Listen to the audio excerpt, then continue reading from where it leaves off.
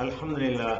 கண்ணியத்திற்குரிய எல்லாம் வல்ல அல்லாஹ் ஜல்ல ஷானஹு தஆலாவின் நல்லடியார்களே, இந்த நிகழ்ச்சியில ஏகத்துவத்தின் எதிர்ப்பு என்ற தலைப்பு எனக்கு தரப்பட்டுள்ளது. ஏகத்துவம் என்று சொன்னால் அகில உலகத்தையும் படைத்து காத்து பராமரிக்கின்ற ஒரே ஒரு இறைவன் தான் இருக்கிறான் என்று நம்புவதற்கு பெயர் ஏகத்துவம். ஏராளமான கடவுள்கள் இருக்கிறார்கள், ஏராளமான தெய்வங்கள் உள்ளன என்று நம்புவது ஏகத்துவத்துக்கு எதிரானது. இஸ்லாத்தினுடைய அடிப்படை எடுத்துக்கொண்டால், ஒரு மனிதன் இஸ்லாத்திலே இல்லாத ஒரு மனிதன் இந்த மார்க்கத்தை ஏற்றுக்கொள்ள வேண்டும் என்று வந்தால் அவனுக்கு நாம் என்ன சொல்லிக் கொடுப்போம்? எதை சொன்னால் ஒருவன் முஸ்லிமாக ஆக முடியும் என்றால் இது நம்ம எல்லாருமே தெரிந்து வைத்திருக்கிறோம். லா இலாஹ இல்லல்லாஹ் என்ற திருக்கலிமாவை, அஷ்ஹது அல்லா இலாஹ இல்லல்லாஹ் என்ற கலிமாவை ஒருவர் மொழிவதன் மூலமாகத்தான் அவர் இஸ்லாத்திற்குள்ளே நுழைய முடியும். இதுக்கு என்ன அர்த்தம்? வணக்கத்திற்கு உரியவன் அல்லாஹ்வை தவிர யாரும் இல்ல, ஏகத்துவம் தான். லா இலாஹ இல்லல்லாஹ்வே ஏகத்துவம் தான். ஒரு கடவுள் தான் இருக்கிறான் என்று நம்புறது இருக்குத, இது பயங்கரமா ஆராய்ச்சி பண்ணி ஒரு 7 வருஷம் படிச்சு பெரிய சிந்தனைவாதிகள் எல்லாம் பாடம் எடுத்து தெரிஞ்சுக்கிற விஷயமானா அப்படிப்பட்ட விஷயம் இல்ல. சாதாரணமா ஒருத்தன் இஸ்லாத்துல நுழையும் பொழுது இதை சொல்லிட்டு தான் நுழைகிறான். எதை சொல்றான்? இந்த அகில உலகத்தையும் படைத்து பராமரித்து காக்கின்ற ஒரு இறைவனை தவிர, அல்லாஹ்வை தவிர வேறு கடவுள் கிடையாது, வணக்கத்திற்கு உரியவன் கிடையாது என்று லா இலாஹ இல்லல்லாஹ் என்ற சொல் மூலமாக, உறுதிமொழியின் மூலமாக ஒருவன் ஏற்றுக்கொண்டுதான் இஸ்லாத்தில் நுழைய முடிகிறது. அப்ப இந்த ஏகத்துவத்தை யாராவது எதிர்க்க வேணுமா? தலைப்பே ஒரு விசித்திரமாக இருக்கிறது. ஏகத்துவம் என்றாலே இஸ்லாம், ஏகத்துவம் என்றாலே லா இலாஹ இல்லல்லாஹ், ஏகத்துவம் என்றாலே இஸ்லாத்தினுடைய அடிப்படை கொள்கை. இப்ப ஏகத்துவத்தின் எதிர்ப்புன்னு சொன்னா இப்ப லா இலாஹ இல்லல்லாஹ்வே எதிர்க்கிறாங்கன்னு அர்த்தம். ஏகத்துவத்தினுடைய எதிர்ப்புன்னு சொன்னா இஸ்லாத்தையே எதிர்க்கக்கூடியவர்கள் இருக்கிறார்கள் அர்த்தமாவது. இந்த தலைப்பு, இந்த விபரீதமான தலைப்பு ஏன் முஸ்லிம்கள் மத்தியிலே தரப்பட்டிருக்கிறது என்றால், அல்லாஹ்வை மாத்திரம் ஒரு இறைவனாக ஏற்றுக்கொண்டிருக்கிற நம்முடைய சமுதாயத்தில் உள்ளவர்கள் அறியாமையின் காரணமாக பல தெய்வ நம்பிக்கை உள்ளவர்களாக வாழ்ந்து கொண்டிருக்கிறார்கள். ஆனா அவங்களுக்கு அது பல தெய்வ நம்பிக்கைன்னு தெரியல. நம்ம ஏகத்துவத்திலாம் இருக்கிறோம் என்று நினைத்துக் கொண்டு ஏகத்துவத்துக்கு பங்கத்தை ஏற்படுத்தக்கூடிய பல காரியங்களை அவர்கள் செய்து கொண்டிருக்கிறார்கள். அந்த செயல்களை நியாயப்படுத்துவதற்காக ஏகத்துவத்திற்கு எதிரான சில வாதங்களையும் சில ஆதாரங்களையும் மக்கள் மத்தியிலே வைத்து நாங்க சரியான பாதையில தான் இருக்கிறோம், நாங்க செய்வது ஏகத்துவத்துக்கு எதிரானது இல்ல, நாங்கள் ஏகத்துவவாதிகள் தான் என்று சொல்லக்கூடியவர்கள் இந்த சமுதாயத்திலேயே இருக்கிற காரணத்தினால், குறிப்பாக தமிழக முஸ்லிம் சமுதாயத்திலே இருக்கிற காரணத்தினால் இந்த ஏகத்துவத்தை எதிர்க்கிறவங்க என்னென்னலாம் சொல்லி எதிர்க்கிறாங்க என்பதை விவரமாக எடுத்து சொல்வதற்கு தான் இந்த தலைப்பு இங்கே தேர்வு செய்யப்பட்டிருக்கிறது. பொதுவாக இந்த ஏகத்துவத்தை எந்த இடத்திலெல்லாம் எதிர்க்கிறார்கள் என்று சொன்னால் அதை புரிஞ்சுக்கணும்ல. இந்த சமுதாயத்தில் ஏகத்துவத்தை எதிர்க்கிறவங்க இருக்கிறாங்களா? எங்க இருக்கிறாங்க அப்படின்னு நீங்க நினைக்கலாம். ஏகத்துவத்தை எதிர்க்கிறவர்கள் இருக்கிறார்கள். எங்கெல்லாம் இருக்கிறார்கள் கேட்டா, ஒரு மனிதன் இறந்த பிறகு அவரை அடக்கம் செய்த இடத்துல போய் நின்று கொண்டு அவுலியாவே, மகானே, பெரியாரே, நாதாவே, எங்களுக்கு குழந்தையை தாங்க, எங்களுக்கு செல்வத்தை தாங்க, எங்களுடைய வறுமையை போக்குங்க, எங்களுக்கு வேலை வாய்ப்பு தாங்க, எங்களுக்கு மன நிம்மதியை தாங்க, எங்க பிள்ளைக்கு ஏற்பட்டிருக்கிற பைத்தியத்தை போக்குங்க, என் பொண்ணுக்கு சீக்கிரம் ஒரு வாழ்க்கையை தாங்க என்றெல்லாம் இறந்து போனவர்கள் அடக்கம் செய்து வைத்துக் கொண்டு அந்த இடத்துல போய் அவர்கள் பிரார்த்தனை செய்கிறார்கள். இது ஏகத்துவத்துக்கு எதிரானது, ஒரு இறை நம்பிக்கைக்கு எதிரானது. ஆனாலும் இவங்களுக்கு தெரியல இது ஏகத்துவத்துக்கு எதிரானதுன்னு தெரியல. என்ன நினைக்கிறாங்க, இதுக்கு ஏகத்துவத்துக்கு சம்பந்தமே கிடையாது. நாங்க என்ன ஏகத்துவத்தை எதிர்த்தா இந்த காரியத்தை செய்யறோம்? அவுளியாக்கிட்ட போய் கேட்கிறோம்னு சொன்னா அவங்க அல்லாஹ்ட்ட வாங்கி தருவாங்க. நாங்க தெளிவா தான் இருக்கிறோம். அவங்க சொல்றாங்க அல்லாஹ்வே இல்லைன்னு சொல்லிட்டு போய் நாங்க அவுளியாட்ட கேட்டா தான் ஏகத்துவத்தை எதிர்க்கிறோம் அர்த்தம். நாங்க அல்லாஹ்வுக்கு தான் எல்லா சக்தியும் இருக்கிறது என்பதை ஒப்புக்கொள்றோம். இந்த பெரியார்கிட்ட ஏன் போய் கேட்கிறோம் தெரியுமா? இவங்க அல்லாஹ்ட்ட கேட்டு வாங்கி தருவாங்க. அல்லாஹ்ட்ட கேட்டு வாங்கி தருவாங்கன்னா பல தெய்வம் ஆகுமா? இவர் ஒரு அல்லாஹ் அவர் ஒரு அல்லாஹ்னு சொன்னா தானே பல தெய்வம் ஆகும். நாங்க அல்லாஹ்னு நம்புகிறோம். இந்த இறந்து போனவர்களை நல்ல அடியார் என்றுதான் நம்புகிறோம். நல்ல அடியார்கள் என்ன செய்வாங்க? அல்லாஹ்ட்ட கேட்டு வாங்கி தருவாங்க. இது ஒண்ணு ஏகத்துவத்துக்கு எதிரி இல்லையே அப்படின்னு சொல்லும் பொழுது அவங்களுக்கு தாங்கள் தவறான நம்பிக்கையில் இருக்கிறது புரிய மாட்டேங்குது. நம்ம கரெக்ட் தான், நம்ம சரியான நிலையில தான் இருக்கிறோம். அதே மாதிரி கொடிமரங்களை சந்தன கூடுகளை அது ஏதோ ஒரு புனிதமானதாக நினைத்துக் கொண்டு அதை தொட்டா பறக்கத்து, அதை பார்த்தா பறக்கத்து, அதை சுத்தி வந்தா பறக்கத்து, இதனால் நம்முடைய துன்பங்கள்லாம் விலகும் அப்படின்னு நினைக்கிற இடத்துல அவங்க ஏகத்துவத்துக்கு எதிராக தான் போறாங்க. ஆனாலும் அது ஏகத்துவத்துக்கு எதிரானதுன்னு உங்களுக்கு தெரியறது இல்லை.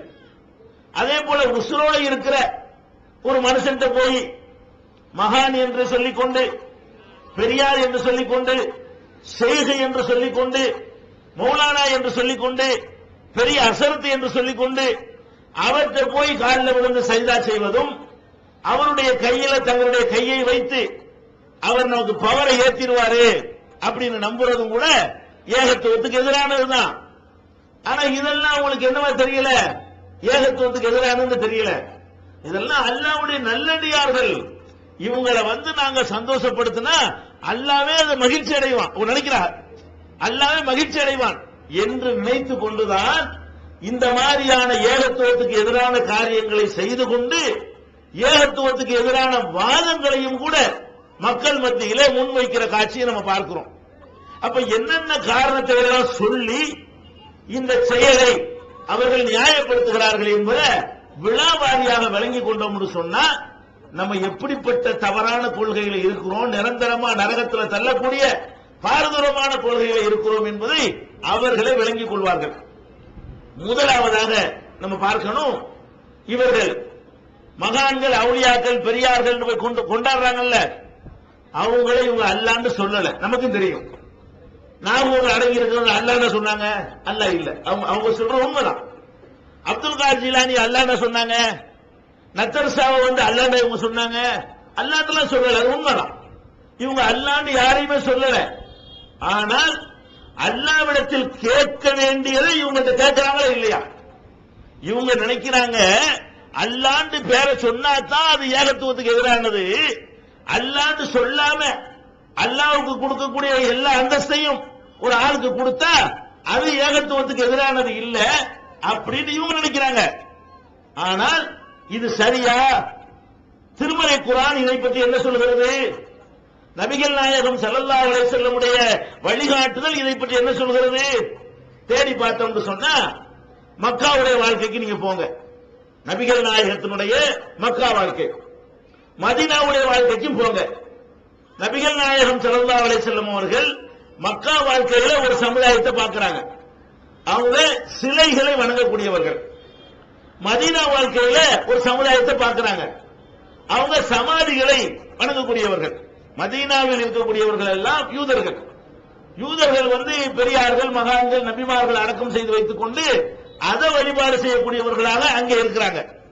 நபிகள் நாயகம் ஸல்லல்லாஹு அலைஹி வஸல்லம் அவர்கள் மக்காவில் வசிக்கக்கூடிய நேரத்தில் இந்த சிலை வணக்கத்தை எதிர்த்தாங்கல்ல. எதிர்க்கும் பொழுது அவன் என்ன சொன்னான்? நபி ஸல்லல்லாஹு அலைஹி வஸல்லம் போய் அங்க போய் என்ன சொல்றாங்க? அல்லாஹ் மட்டும் தான் நீங்க வணங்கணும், இந்த மாதிரி ஏராளமான தெய்வங்களை நீங்க வணங்குறீங்க, இது தப்பு என்று ரசூல் ஸல்லல்லாஹு அலைஹி வஸல்லம் சொல்றாங்க. அதுக்கு ரசூல் ஸல்லல்லாஹு அலைஹி வஸல்லத்தை எதிர்த்தானே Abu Jahl, Abu Lahab, Utba, Shaiba இவங்க எல்லாம் ஒரு ரிப்ளை கொடுக்கறாங்க. என்ன ரிப்ளை கொடுக்கறாங்க? மா நஅபுதுஹும் இல்லா லியுகர்ரிபூனா இலல்லாஹி ஸுல்ஃபா. இது குர்ஆன் வசனம். அவங்க என்ன ரிப்ளை கொடுத்தாங்கன்னு அல்லாஹ் குர்ஆன்ல சொல்லி காட்டுறான். நான் கதையா கற்பனையோட சொல்லல. அந்த காபிர்கள் என்ன பதிலை நபிகள் நாயகத்திற்கு சொன்னார்கள் என்று திருக்குர்ஆனில் அல்லாஹ்வே நமக்கு எடுத்து காட்டுகிறான். அதுல என்ன சொல்றான் அல்லாஹ்? இவங்க யாபுதூன மின் தூனில்லாஹி, அல்லாஹ்வை விட்டு விட்டு இவர்கள் வணங்குகிறார்கள். மாலா என்போகும், தங்களுக்கு ஒரு நன்மையும் தராதவற்றை எல்லாம் வணங்குகிறார்கள்.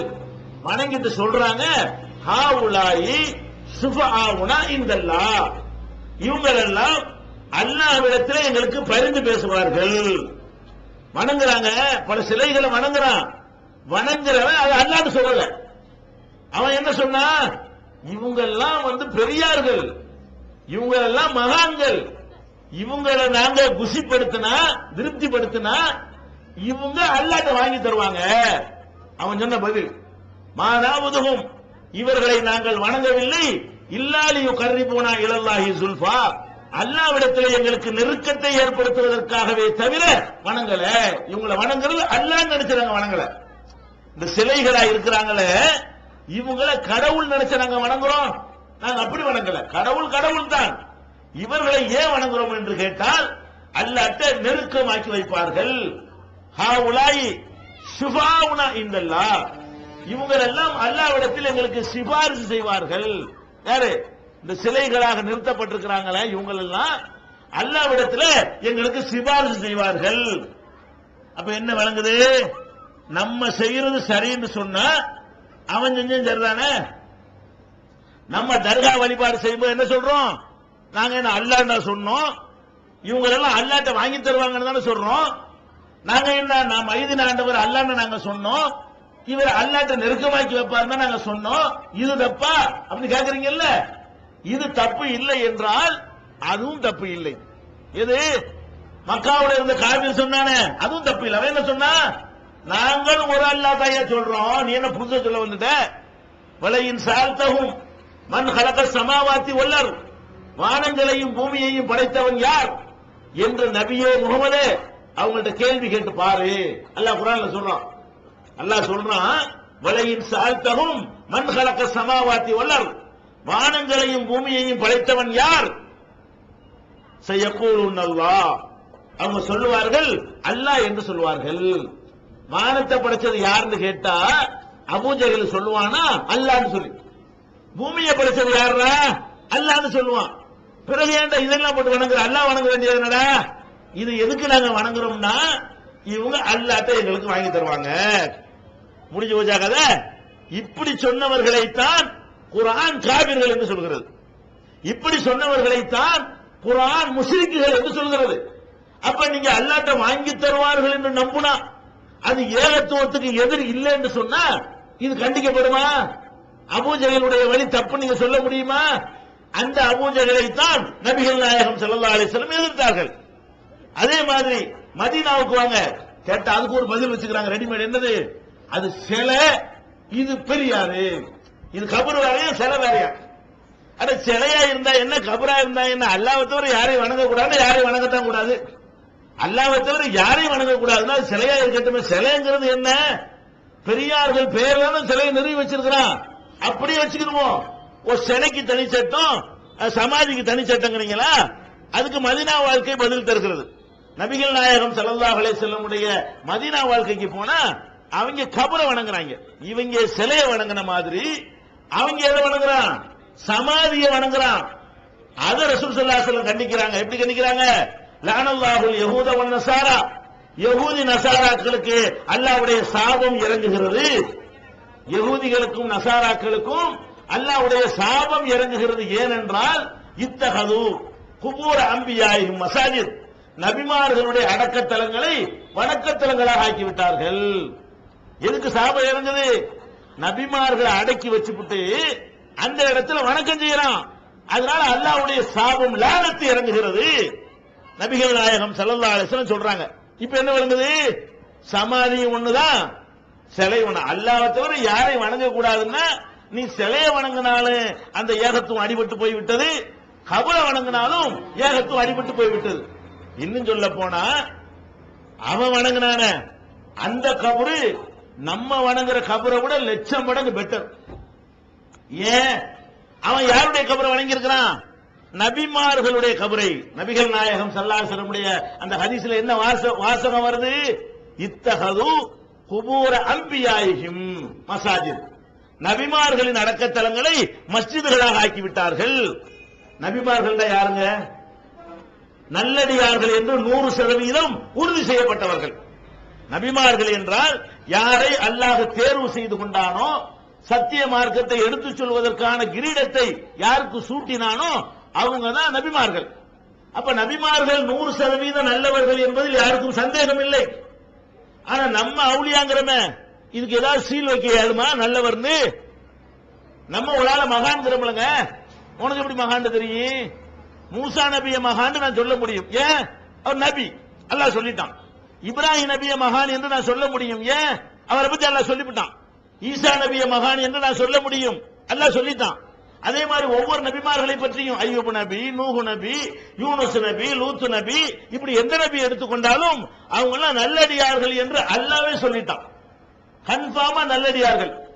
அந்த நல்லடியார்களை வணங்குறதுக்கு லானத்து இறங்குதுன்னு சொன்னா, அல்லாஹ்வுடைய சாபம் இறங்குதுன்னு சொன்னா, நீங்க வணங்குற நல்லடியார்களா சொல்ல முடியாது. நீங்க எப்படி நல்லடியார முடிவு பண்றீங்க? இந்த வாழும் போது எப்படி முடிவு பண்றீங்கன்னு பார்த்தாலும் தெரிஞ்சு போயிடும்.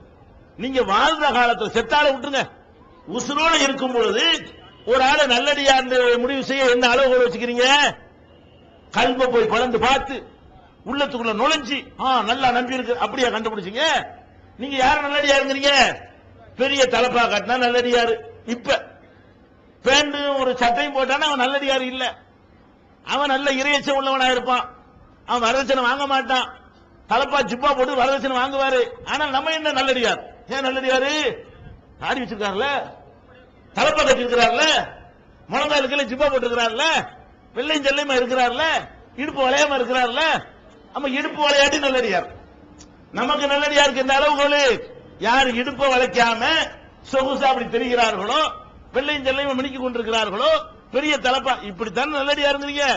இந்த நல்லடியார்ல எத்தனை நல்லடியார் இருக்கு, எத்தனை செய்தார்கள் யாருக்காவது தெரியுமா? இந்த மாதிரி ஜிப்பா போட்டு நல்லடியார்னு பேர் வாங்குற பெரிய கஷ்டமா?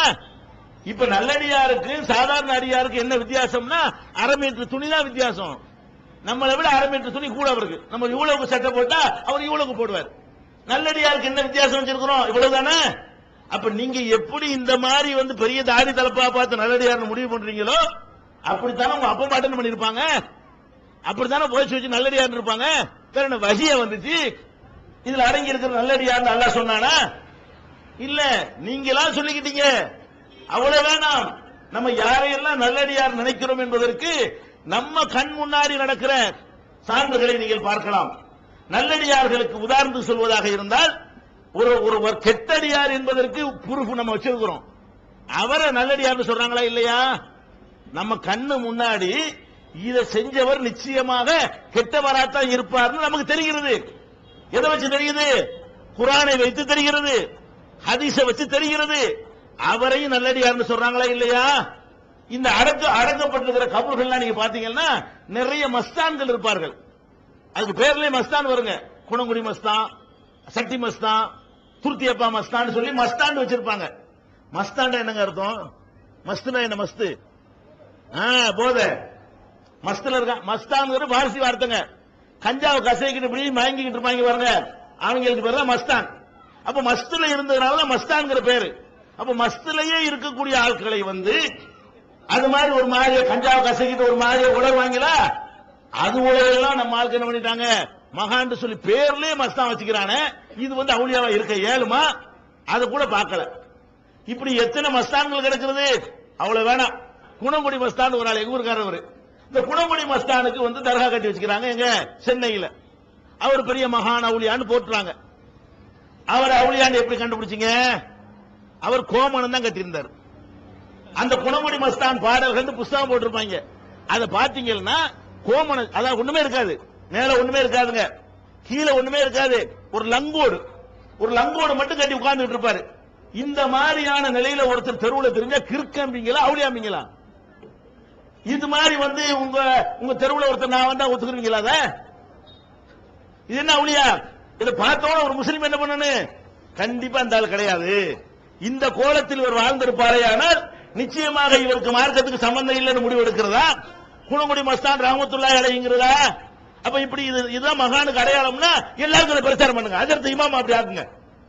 இமாம் இருக்காருல, இமாம் சார் நீங்க அவுலியா மாதிரி ஆகணும், அதனால லங்கோட வந்து நில்லுங்க சொல்லுங்க. அப்போ நீங்க லங்கோடு வச்சா மகான்கிறீங்க இல்லங்க. அப்ப நல்லா தெரியுது ஒரு புஸ்தகத்துல குணங்குடி மஸ்தான் பாடல்கள் புஸ்தகத்துல அட்டையை திறந்த உடனே அவர் கோமணத்தை கட்டிட்டு உட்கார்ந்து இருக்காரு, சமணம் போட்டு உட்கார்ந்து இருக்காரு. ஒரு கோமணத்தை தவிர எதுவும் எந்த ட்ரெஸ்ஸுமே இல்ல. இது அவுலியாவா? சிந்திக்க மாட்டீர்களா? அது மாத்திரம் இல்ல, அவர் மீசை வச்சிருக்கிறாரு, வாயே தெரியல. வாயை மறைச்சு மீசை வைக்கலாமா?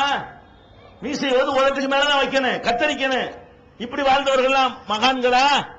அப்ப தன்னை சீர்திருத்திக் கொள்ளாம அழகுபடுத்திக் கொள்ளாம எல்லாம் வாழ்ந்திருக்கிறாரு. அதை விடுங்க, அவர் எழுத புஸ்தகங்களை பார்க்கிறோம். இன்றைக்கு உங்களுக்கு அச்சிடப்பட்டு என்ன செய்து இட்டா பார்த்த சாரதி நாயுடு வெளியிட்டு இருக்கிறார். இன்னமும் அது குணங்குடி மஸ்தான் பாடல்கள். அதை எடுத்து பார்த்தீங்கன்னா அதுல சொல்லக்கூடிய விஷயம் எல்லாம் இஸ்லாத்தோட பயங்கர சண்டை போடுற மாதிரி இருக்கும். அவர் அவுலியா, அவர் எழுதி வச்சுட்டு போன பேப்பர் சொல்லுது இவர் முஸ்லீம் இல்லைன்னு. நம்ம சொல்றோம் மகான்கிறோம். எப்படி கணக்கு பாத்தீங்களா? அவர் என்ன சொல்றாரு?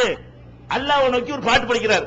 எப்படி படிக்கிறார்னா, முட்டையும் பொரித்து முழுக்கோழியும் தான் பொரித்து தட்டை பீங்கானில் வைத்து தருவேன் நிராமயமே. அல்லாஹ்வை கூப்பிட்டு சொல்றாரு, இறைவா உனக்கு முட்டையும் பொரிச்சு வச்சுக்கிட்டு ஒரு முழு கோழியையும் பொரிச்சு வச்சுக்கிட்டு தட்டை பீங்கானில் வச்சு நான் உனக்கு தருவேன். யாருக்கு தருவாரா? அல்லாஹ்வுக்கு. இப்படி ஒருத்தன் சொன்னா முஸ்லிமா? இது அவுலியாவா? அட அல்லாஹ் சூரத்துல் இஹ்லாஸ்ல என்ன சொல்றான்? அல்லாஹ்வை நோக்கி ஒரு பாட்டு படிக்கிறார். எப்படி படிக்கிறார்னா, முட்டையும் பொரித்து முழுக்கோழியும் தான் பொரித்து தட்டை பீங்கானில் வைத்து தருவேன் நிராமயமே. அல்லாஹ்வை கூப்பிட்டு சொல்றாரு, இறைவா உனக்கு முட்டையும் பொரிச்சு வச்சுக்கிட்டு ஒரு முழு கோழியையும் பொரிச்சு வச்சுக்கிட்டு தட்டை பீங்கானில் வச்சு நான் உனக்கு தருவேன். யாருக்கு தருவாரா? அல்லாஹ்வுக்கு. இப்படி ஒருத்தன் சொன்னா முஸ்லிமா? இது அவுலியாவா? அட அல்லாஹ் சூரத்துல் இஹ்லாஸ்ல என்ன சொல்றான்? அல்லாஹு அஹத், அல்லாஹு சமத். அல்லாஹ்ங்கிறவன் ஏகன், அல்லாஹ்ங்கிறவன் தேவையற்றவன். சமது என்ற அல்லாஹ்வுக்கு ஒரு பெயர். அவனுக்கு முட்டை தேவையா? முழுக்கோழி அவனுக்கு தேவையா? அதே மாதிரி என்ன பண்ணிவிட்டான்னா அல்லாஹ்வுக்கு முழுக்கோழி கொடுப்பாராம். அல்லாஹ்வுக்கு. அப்ப இதுல இருந்து என்ன மெசேஜ் வைக்கிறாரு? அல்லாஹ்ங்கிறவன் முட்டைக்கு மயங்குறவன், அல்லாஹ்ங்கிறவன் கோழிக்கு மயங்குறவன். இவன் அல்லாவா? இப்படி இருந்த அல்லாவா? நான் கேட்கிறேன், அல்லாவை பற்றி இப்படி ஒரு புரிந்து வைத்திருந்தால் இவர் முஸ்லிமா? அல்லாஹ் தேவையில் சூரத்துல் இஹ்லாஸ் குல் ஹுவல்லாஹ் சூராவுக்கு அர்த்தம் தெரியாட்டி அவர் முஸ்லிமா? நீங்க என்ன பண்றீங்க? அவரை மகான்ங்கிறீங்க. அதே மாதிரி நபிகள் நாயகம் ஸல்லல்லாஹு, உதாரணத்துக்கு தான் நான் ஒண்ணு சொல்றேன், அதை படிச்சு எல்லாம் வண்டி வண்டியா கொதிக்கி ரத்தம். இதான் இஸ்லாமா? ஒரு முஸ்லீம் இப்படி எல்லாம் பாட முடியுமா? ஒரு இஸ்லாத்துல அடிப்படை தெரிஞ்ச ஒருத்தன் வாயிலிருந்து இது மாதிரியான வார்த்தைகள் வருமா என்று சொல்லத்தக்க ஆட்களை எல்லாம் நாம மகான்கள் என்று சொல்லிக் கொண்டிருக்கிறோம். சிந்தித்து பார்க்க வேண்டும். அது மாத்திரம் இல்ல, அவர் பாட்டுல அவர் சொல்லுவார், என்ன சொல்லுவார்னு கேட்டா, கல்யாணம் பண்றோம்ல, கல்யாணம் பண்ற சுன்னத்து. நபிகள் நாயகம் ஸல்லல்லாஹு அலைஹி வஸல்லம் உடைய காலத்திலேயே எத்தனை பேர் வந்தாங்க, நாங்க நிறைய அல்லாஹ்வுக்காக அர்ப்பணிக்க போறோம்னு சொல்லி கல்யாணம் பண்ண மாட்டோம்னு முடிவெடுத்தாங்க. நபிகள் நாயகம் ஒத்துக்கிட்டாங்களா? ஒத்துக்கறல. டேய் உன்னை விட நான் அல்லாஹ்வை அதிகம் பயப்படுறேன், ஆனா அக்ஸாக்கும் லில்லாஹ், உங்களை விட அல்லாஹ்வை ஜாஸ்தியா நான் பயப்படுறேன். நான் கல்யாணம் பண்ணிருக்கிறேன். கல்யாணம் பண்ணா இறை செய்யலன்னு அர்த்தமா? நான் திருமணம் செய்திருக்கிறேன், மனைவி மக்களோடு வாழ்ந்து கொண்டிருக்கிறேன். யார் என்னுடைய இந்த வழிமுறையை புறக்கணிக்கிறாரோ அவர் என்னை சேர்ந்தவர் இல்லை. திருமணம் செய்யாம ஒருத்தர் இருந்தா அவர் என்னை சேர்ந்தவர். அவன் ரஹிபான் சுன்னத்தி வலைஸ மின்னி, என்னுடைய சுண்ணத்தை யார் அலட்சியப்படுத்துகிறாரோ அவர் என்னை சேர்ந்தவர் இல்லை. அப்ப ஒரு நல்லடியாருக்கு அளவுகோல் என்ன? அவர் கல்யாணம் பண்ண வேண்டும். பண்ணாம இருக்கலாம். யார் இருக்கலாம்? 9 இருந்தால் அப்படி இருக்கலாம். அது அவருக்கு தேவையில்லாமல் இருந்தால். கல்யாணம் பண்ணுவது யாருக்கு கல்யாணம் பண்ணுவதற்குரிய அம்சம் இல்லையோ அந்த நிலையில் உள்ளவர்களாக இருந்தால் கல்யாணம் பண்ணாம இருந்துட்டு போகலாம், அதை மறைக்கிறதுக்காக வேண்டி. அது வேணா நீங்க செய்யலாமே தவிர, நீங்கள் ஒரு ஆண்மகனாக இருந்தால் ஒரு இஸ்லாத்துல கண்டிப்பா என்ன செய்யணும்? கல்யாணம் பண்ணி ஆக வேண்டும். இவர் கல்யாணம் பண்ணல. சரி பண்ணலன்னா உனக்கு அந்த மாதிரி அம்சம் இல்லாட்டி விட்டுட்டு போக வேண்டியதானே? இந்த என்ன பண்றாரு? கல்யாணம் பண்ற தப்புன்னு எழுதி வச்சுக்கிறார். என்ன எழுதுறாரு? அவருடைய பாடல்கள் எழுதுறாரு, கல்யாணம் பண்ணிவிடாதே. ஏன் பண்ணக்கூடாது? கல்யாணம் பண்ணினா ஆடென்றும் மாடென்றும் வீடென்றும் தேடென்றும் ஆண்டவனை மறப்பாக்குவாள். அந்த நாரிகள் ஆசை வை தையையோ வையத்தில் பெண் கொண்ட பேர் பெற்ற பாட்டையும் கேட்டையும் பேசுவோமே நெஞ்சமேங்கிறார். என்ன செய்யறாரு? கல்யாணம் பண்ணு வை, ஆடுங்குவா, அப்புறம் மாடும்பா, அப்புறம் வீடும்பா, அப்புறம் தேடும்பா, உன்னை நாசமாக்கிடுவான் அந்த பொம்பளை. அவர் சொல்றாரு. இப்ப நம்மள மறந்துட்டோமா? அப்ப கல்யாணம் பண்ணா ஏன் ஆண்டவனை மறக்கிறான்? கல்யாணம் பண்ணா நல்ல ஆண்டவன் நினைக்குவான். ஆனா நடைமுறையில பாக்குறோம், உன்னா நம்பர் சைத்தான சுத்திட்டு இருந்தாங்கன்னா இவனுக்கு ஒரு கால் கடை போடுங்க சரியா வந்துருவான்னு சொல்லுவோம். நம்மளே சொல்லுவோம். உலகத்துல என்ன விலைக்கு வச்சிருக்கிறோம்? ஒரு மாறிய தருதலையா சுத்தினான்னு சொன்னா அவனுக்கு ஒரு கல்யாணத்தை பண்ணி வைங்க, ஆள் சரியா வந்துருவான் சொல்றமா இல்லையா? அப்ப கல்யாணம் பண்ணுவது ஒருத்தனை நல்லடியார மாத்தும் நடைமுறையிலையும் பாக்குறோம். நபிகள் நாயகமும் சொல்றாங்க. இந்த மஸ்தான் சொல்றாரு கல்யாணம் பண்ணிவிடாது, உனக்கு தேவையில்லை நீ பண்ணாம போ, அது ஒரு கணக்கு. ஒத்தனை பண்ணாத இஸ்லாத்துக்கு யுத்தம் தொடுத்தா அது மகானா? ரசூலுல்லாஹ் சொன்னது பொய்ன்னு சொன்னா மகானா? மகானுக்கு விளங்குல உங்களுக்கு? இந்த மாதிரி எத்தனை மஸ்தான்களை கட்டி வச்சுட்டு கபரா வச்சு அவுலியான்னு சொல்லி யாரு கண்டா? நபிமார்களுடைய கபரை வணங்குறவனுக்கு இந்த கதின்னா நீங்க எத்தனை மஸ்தான்கள் உள்ள இருப்பாங்க? எங்களுக்கு தெரிஞ்சு இந்த போங்க நான் உடனே படிப்பாரு ஒரு பாட்டு. என்ன பாட்டு படிப்பாரு? பீமா பள்ளியை பத்தி படிப்பாருங்க. அடியாருக்கு அருள் செய்யும் அம்மா, அழகான கடலோரம் வாழ்கின்ற பீமான்னு ஒரு தர்கா பத்தி படிக்கிறார்ல. அந்த பீமா பள்ளி கேரளாவில் இருக்கிறது. அந்த பீமா பள்ளிக்கு போனா நாங்கெல்லாம் போயிருக்கிறோம். எதுக்கு போறோம்? வழிபாடுறதுக்கு போகல, என்ன அநியாயம் பண்றாங்கன்னு பாக்குறதுக்கு போயிருக்கிறோம். ஒரு தர்கா விட்டது கிடையாது. நாகூர்ல இருந்து ஏற்பாடு வரைக்கும் அங்க உள்ள ஏட்டு சுட்டு தர்காவுக்கு போறவன எங்களுக்கு கூட தெரியும். ஏன்? ஒரு உங்களுக்கு சொல்வதா இருந்தா அறிந்து கொண்டு வந்து சொல்லணும். அதுக்காக நாங்க போய் பார்த்திருக்கிறோம். அப்ப அந்த தர்காவுல போனா அங்க பீமா அம்மா அடங்கியிருக்காங்கல்ல, அங்க நாங்க போறோம். அங்க போனா ஒருத்தன் கிறுக்க மாதிரி பார்த்தாலே ஒரு தோற்றமே என்ன இருக்கு, ஒரு லூசு மாதிரி ஒருத்தன் தூண்ல சாஞ்சிட்டு இருக்கிறான். எங்க கண்ணால பார்த்தது. அவன் முட்டிலாம் திப்பி திப்பியா அப்படி சண்டை பிடிச்சு போய் தொங்குது. நகமெல்லாம் ஒரு 2 இன்ச்சுக்கு இருக்குது. ஒவ்வொரு நகமும் 2 இன்ச்சுக்கு நீட்டிக்கிட்டு இருக்கிறது. தாடியெல்லாம் அப்படி ஒன்னா போட்டு திரண்டு நிக்குது. குளிச்சு 6 மாசம் இருக்கு. கிட்ட போனா மாசம் தாங்கவே இல்லை. இந்த மாதிரி ஒருத்தனை சாஞ்சிக்கிட்டு இருக்கான். கிறுக்கடமா கட்டி போட்டிருக்காங்க உள்ள இருக்கு. அப்ப அங்கே தங்கிட்டான். அவன் அங்க வச்சு மண்டை போட்டாங்க. தர்காவுல இருக்கும் பொழுது அங்க வச்சு இறந்துட்டான். இறந்த பிறகு நாங்க ஒருக்கா போறோம். 2 தடவை போயிருக்காங்க. போனா அவனுக்கு பீடி மஸ்தான் அவளியாண்டு தர்கா உள்ள கட்டிவிட்டாங்க. அவன் கிறுக்கனா கொண்டாந்து கட்டி வச்சவன் தர்காவுல செத்து போயிட்டான். அவனுக்கு ஒரு கபரை கட்டி அதுக்கு பேரு என்ன? பீடி மஸ்தான் வழி உள்ள தர்கா 2 in 1. ஒரு தர்காவுக்குள்ள 2 தர்கா. அது மாதிரி என்ன பீமா பள்ளிக்கு போனீங்கன்னா இப்போ நீங்க 2 in 1 பார்க்கலாம். அது ஒரு தர்கா தான் அது, ஆனா உள்ள 2 தர்கா இருக்கும். அந்த பீடி மஸ்தான் அவளியான்னு சொல்லி வச்சுக்கிட்டு அவருடைய போட்டா விற்கிறாங்க. போட்டா அந்த போட்டா பார்க்கும்போதுதான் அடாடா இந்த கிறுக்கனைத்தானே நம்ம பார்த்தோம். அந்த போட்டா விற்கிறாங்க. இவனைத்தானே 2 வருஷம் பத்தி பார்த்துட்டு போனோம். என்னன்னு விசாரிச்சா அவனதான். நான் கேட்கறது அவளியாவா? பீடி குடிச்சிட்டு தெரிஞ்சு அவளியாவா? அவனை காணிக்க என்ன? பீடி கட்டு தான் வாங்கி போடணும். பெரிய ஓட்ட வச்சிருப்பாங்க உண்டி இல்ல. காசு போடுறது சின்ன ஓட்ட இருந்தா போதும். பீடி கட்டு உள்ள போகணும்ல. அந்த பீடி கட்ட கடையில வாங்கிட்டு வந்து காணிக்க என்ன? பீடி கட்டு. அப்ப பீடி கட்ட காணிக்கையா போட்டு நான் கேட்கிறேன், இதான் அவளியாவா? நகை வெட்டாட்டி அவளியாவா? தலையை சீவாட்டி அவளியாவா? பைத்தியக்கார மாதிரி அலைஞ்ச அவளியாவா? லூசுலாம் அவளியாவா? இப்ப நம்ம என்ன பாக்குறோம்? அவுளியான்றது அல்லாவோ ரசூலோ யார் அவுளியான்னு சொன்னாங்களோ அவங்க அவுளியா. அவங்களுக்கு கபரு கட்டினவர்களுக்கு சாபம் என்று சொன்னால், நபிமார்களுக்கு கபரு கட்டினாங்களே அவங்களுக்கு சாபம் இறங்குறது என்று சொன்னால், நீங்க வச்சுக்கிறதுல எத்தனை பீடி மஸ்தான் சொல்ல இயலுமா? இவங்களாம் நல்லடியார் உங்களுக்கு கன்ஃபார்ம் அடிச்சு பேச இயலுமா? நல்லடியாருக்கு என்ன அளவுகோல் முதல்ல தெரியுமா உங்களுக்கு? தோற்றம் அளவுகோலா? பாருங்க, நல்லடியார்களுக்கு இந்த அளவுகோல்ங்கிறத ஒரு நபி மொழியில் நீங்கள் வழங்கலாம். நியாய தீர்ப்பு நாள்ல, மகசர் நாள்ல அல்ல விசாரிப்பான்ல, விசாரிக்கும் பொழுது ஒரு உயிர் தியாகி ஷஹீத். ஷஹீத்னா யாருங்க? இந்த இஸ்லாத்திற்குள்ள ஒருத்தன் செய்யற அமல்கள்லயே உயர்தரமான அமல் எதுனா உயிரை கொடுக்கிறது. உலகத்திலே எப்படித்தானே உயிரை கொடுக்கறதுக்கு மேல என்ன இருக்குது? ஒரு பொண்டாட்டி மேல ரொம்ப பிரியம் வச்சிருந்தா உனக்கா உயிரை கொடுப்பேன்னு சொல்லுவானா இல்லையா? இந்த உயிரை கொடுக்கறதா உள்ளதுலயே பெரிய மேட்ரு. அப்ப உயிரை கொடுத்த ஒரு ஆளை கொண்டா நிப்பாட்டுவான். அல்லாஹ் கேட்பான், என்னடா பண்ண? எனக்கான என்ன பண்ண? என்ன பண்ணுனா? உனக்கா உயிரை தியாகம் பண்ணிட்டல அப்படின்னு அவன் சொல்லுவான். அப்ப அல்லாஹ் சொல்லுவான், நீ உயிரை தியாகம் பண்ணி அது நெசம் தான், எனக்கா வேண்டி சொன்னீர் அது நெசம் இல்ல. நீ எதுக்கு தியாகம் பண்ண? நம்மள வீரர் என்று எல்லாரும் பாராட்டணும்னு தான் செஞ்ச. பாராட்டிட்டாங்க, முடிஞ்சு போச்சு கதை. இவனை இழுத்துட்டு போங்க. அப்ப அல்லாஹ் அவுலியா யாருன்னு விளங்குதா? எண்ணம் சரியா இருப்பவன் அவுலியா. உயிரை தியாகம் செஞ்ச அவுலியா கிடையாது. ஒரு ஆலிம் கொண்டு வந்து நிறுத்தப்படுவார். அல்லாஹ் கேட்பான், என்னப்பா நீ என்ன செஞ்ச? அறிவு கொடுத்தல என்ன செஞ்ச? நான் ஊர் ஊரா பிரச்சாரம் பண்ண செஞ்சேன்னு சொல்லுவான். அல்லாஹ் என்ன சொல்லுவான்? அதெல்லாம் நெசம் தான், நீ செய்யத்தான் செஞ்ச. எதுக்கு செஞ்ச? அறிஞர் என்று பாராட்டணும் தானே செஞ்ச. எல்லாம் பாராட்டிட்டாங்க.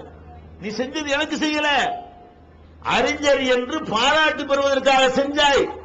பாராட்டி விட்டார்கள், போனதுக்கு பெரிய வள்ளல் கொடை வள்ளல கொண்டாந்து நிப்பாட்டுவான் அல்லாஹ். நீ என்னடா பண்ண? நிறைய காசு தந்தல, என்ன பண்ண? அள்ளி கொடுத்தல, உனக்காக வேண்டிய அப்படின்னு சொல்லுவாங்க. அள்ளி கொடுத்த எனக்கு வேண்டியா? இறையில கொடை வள்ளல் போஸ்ட் அடிச்சு ஒட்டுறதா கொடுத்த, ஒட்டிட்டாங்க. போடா, முடிஞ்சு வச்சிருவான் அல்லாஹ். அல்லாஹ் நினைச்சிருவான். அப்ப இறைநேசர் யாருன்னு உங்களுக்கு வழங்குதா? வெளிப்படையா ஷஹீது மாதிரி தெரியும், இறைநேசர் ஆக முடியல. ஆலிமுக்கு தெரியும், நரகத்துக்கு எடுத்துட்டு போன அல்லாஹ் சொல்லி போறான். அப்ப இறைவனுடைய நேசர் யார் என்றால் உள்ளம் தூய்மையாக இருக்குமே, அவன் தான் இறைநேசர். ஒரு மனுஷனுடைய உள்ளம் தூய்மை உங்களுக்கு தெரியுமா? எனக்கு தெரியுமா? என்னை பார்த்து நீங்க தூய்மையான உங்களுக்கு சொல்ல இயலுமா? நான் வெளியில பேசுறேன், உள்ளுக்குள்ள என்ன வச்சுக்கிறேன் எனக்குள்ள தெரியும்.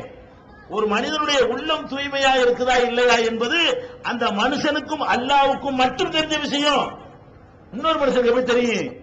அப்ப நீங்க அடங்கியிருக்காரு, அத்தர்சாங்க அடங்கியிருக்காரு, அவர் தொழுது நோம்பு வச்சிருக்கட்டு, அவருடைய உள்ளம் 100% கரெக்டா இருந்துச்சு உங்களால சொல்ல இயலுமா? நீங்க பாத்தீங்களா உள்ளத்தை? அப்துல் காதர் ஜிலானி தொழுதார் நோம்பு வச்சாருன்னு எழுதிட்டு போகுது. அவர் இஹ்லாஸாக செஞ்சாரு உங்களால சொல்ல இயலுமா? கல்ப பாத்தீங்களா? அப்துல் காதர் ஜிலானி காலத்துக்கு வாழ்ந்தா கூட பார்க்க இயலுமா? இதை விட்டு தள்ளுங்க. இந்த பொண்டாட்டி புருஷன் மேல நெசமா அன்பு வச்சுக்கிறாளான்னு புருஷனுக்கு தெரியாது. புருஷன் நெசமா அன்பு வச்சுக்கிறானா டைலாக் விடுறானா அவளுக்கு தெரியாது. அட இப்படி நகமும் சதமா ஒட்டிக்கிட்டு இருக்கும் பொழுது மனசார நேசிக்கிறானான்னு சந்தேகம் வந்துகிட்டு இருக்குது. நீ என்னமோ என்னைக்கோ மூத்தா போன ஆளுத்த உள்ளத்துல இறைய செய்யணும் எப்படி கண்டுபிடிப்ப? ஒரு மனுஷன் உள்ளத்துல உள்ளதை இன்னொருத்தனை கண்டுபிடிக்க இயலுமா? அப்ப நம்ம என்ன விளங்கணும்? நம்ம யாரையெல்லாம் மகான் நினைக்கிறோமோ அவங்களெல்லாம் மகானாக இருப்பதற்கும் வாய்ப்பு இருக்கிறது, ஷைத்தானா இருப்பதற்கும் வாய்ப்பு இருக்கிறது. அது அல்லாஹ் தான் முடிவு செய்வான். எப்ப தெரியும்? மறுமையில் தெரியும். ஆனால் யகூதிகளும் நசாராக்களும் யாரை வணங்கினாங்களோ அவங்க எல்லாம் யாரு? மகான்கள், நபிமார்கள். அப்ப நபிமார்களை வணங்கியவர்களுக்கு அல்லாஹ் என்ன சொல்றான்? லஅனத்து சாபம் என்று ரசூல் ஸல்லல்லாஹு அலைஹி வஸல்லம் சொல்றாங்கன்னா நம்ம வணங்குறதும் என்ன லெவலு? முடிஞ்சு போச்சா கதை?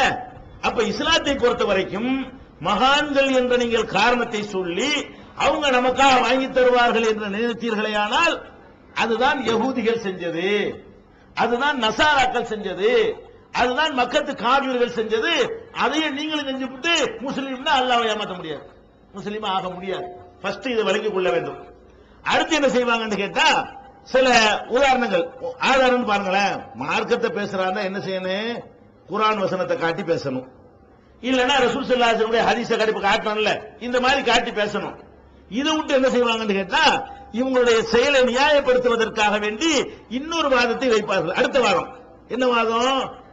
நாம ஒரு தலைவரை போய், பெரிய தலைவர், அவரை போய் சந்திக்கிறதா இருந்தா நேர போய் சந்திக்க இயலுமா? நீங்க மன்மோகன் சிங்கை பார்க்க வேண்டியிருக்கு, நேர போய் உங்களால பார்க்க இயலுமா? மன்மோகன் சிங் கூட பார்த்துக்கலாம், சோனியா காந்தி உங்களுக்கு பார்க்க இயலுமா? பார்க்க இயலாது. அப்ப சோனியா காந்தி அப்பாயின்மெண்ட் வாங்குறது செய்யணும். இந்த மாவட்டத்தில் யார் காங்கிரஸ்ல முக்கியமான ஆள்னு பார்க்கணும், அவரை குளிப்பாட்டணும், அவர்கிட்ட போய் கடைசியில் கூட்டிக் கொண்டு உங்களுக்கு என்ன செய்வாங்க? அப்பாயின்மெண்ட் வாங்கி தருவாங்க. அப்ப சாதாரணமா ஒரு சோனியா காந்தி உங்களுக்கு பார்க்க முடியல, ஒரு கருணாநிதி உங்களால பார்க்க முடியல, ஒரு ஜெயலலிதா போய் நீங்க பார்த்துட்டு தெரியுமா? முதலமைச்சரா கூட இப்ப இல்ல, உங்களால பார்க்க இயலுமா? என்னால பார்க்க முடியுமா? முடியாது. பெரிய தலைவர்களை நம்ம பார்க்கிறதா இருந்தால் அதுக்கு என்ன தேவை இருக்குது? இடையில கொஞ்சம் பேர் நம்மளை ரெக்கமெண்ட் பண்ணணும். கருணாநிதி நான் பார்க்கிறதா இருந்தால் என்னை பற்றி கருணாநிதி எடுத்து சொல்றதுக்கு சில ஆட்கள் வேணும். ஜெயலலிதாவை நான் பார்ப்பதாக இருந்தால் ஜெயலலிதாவிடத்தில் என்னை பற்றி எடுத்து சொல்லக்கூடிய ஆட்கள் வேணும். அப்படி இருக்கும் பொழுது அல்லாட்ட போய் நீ எப்படி நேரம் கேட்ப? பாயிண்ட் பத்தியா? இதான் பாயிண்ட். நீ எப்படி அல்லாட்ட கேட்ப? அல்லாஹ் எப்படிப்பட்ட ஆளு? கருணாநிதி உனக்கு நேரம் கேட்க முடியல, ஜெயலலிதா உன்னால நேரம் போக முடியல, சோனியா காந்தியில போய் நேரம் உன்னால சந்திக்க முடியல, படைச்ச அல்லாட்ட நேரம் போயிருவீங்களோ? அதுக்கு தாப்பா இடையில புரோக்கர் வச்சிருக்கிறோம்.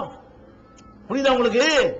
இந்த பெரியார்கள் அந்த தலைவர்களை சந்திப்பதற்கு எப்படி புரோக்கர் தேவையோ அந்த மாதிரி எதுக்கு தேவையா? அல்லாஹ் அணுகிறதுக்கு தேவை. நம்மால என்ன பண்றான்?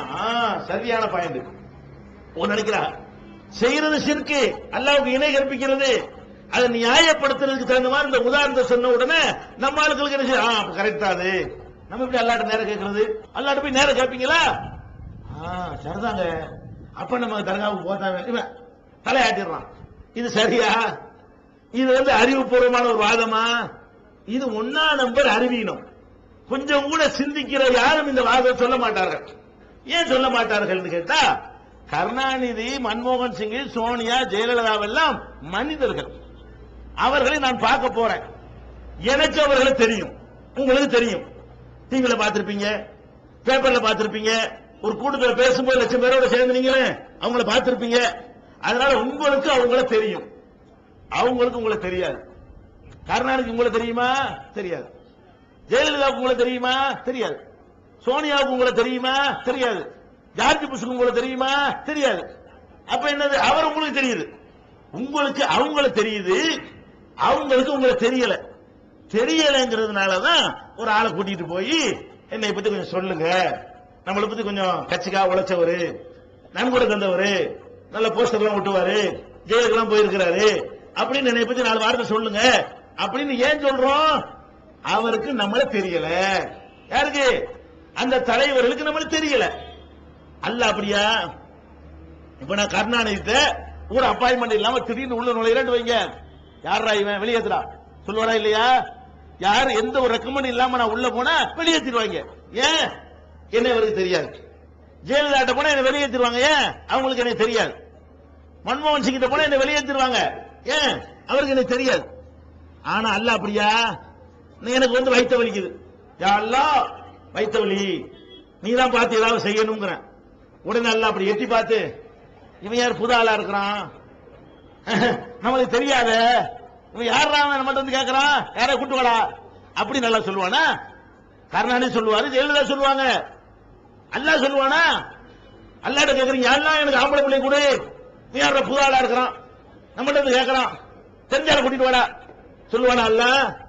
அட அல்லாவும் மனுஷன் ஒண்ணா? இது உதாரணமா? இது ஒரு முஸ்லிம் பேசலாமா? அல்லாஹ் குர்ஆன்ல என்ன சொல்லி கேட்கிறான்?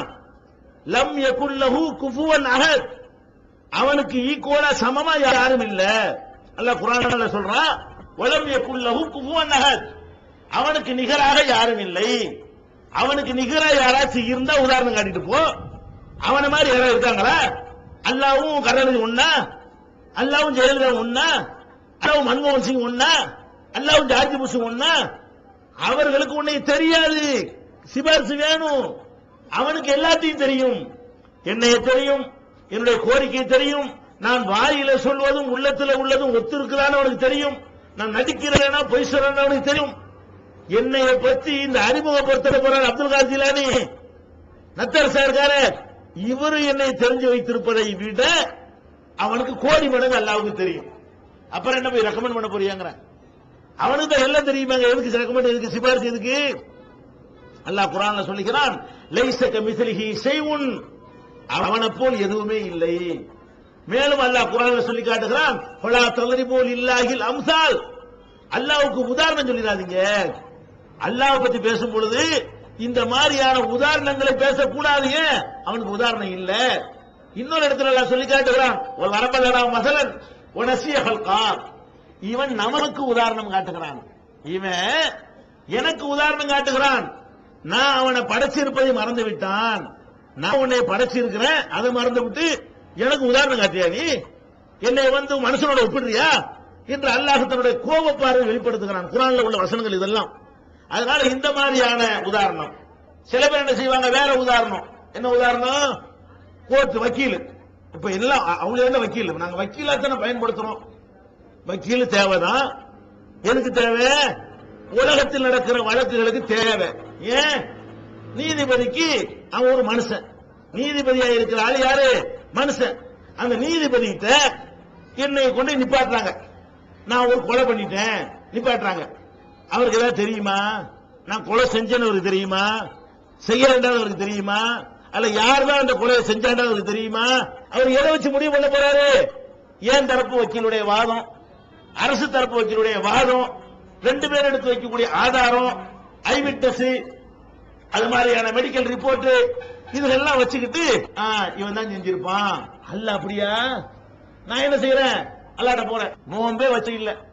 அல்ல என்ன செய்யறான்? இவன் நோம்பு வைக்கவில்லை, பிடிச்சு தள்ளுங்கிறான். உடனே அவர் எந்திரிக்கிறார், அத்தர்சா எந்திரிக்கிறார், இவர் ஆனர்.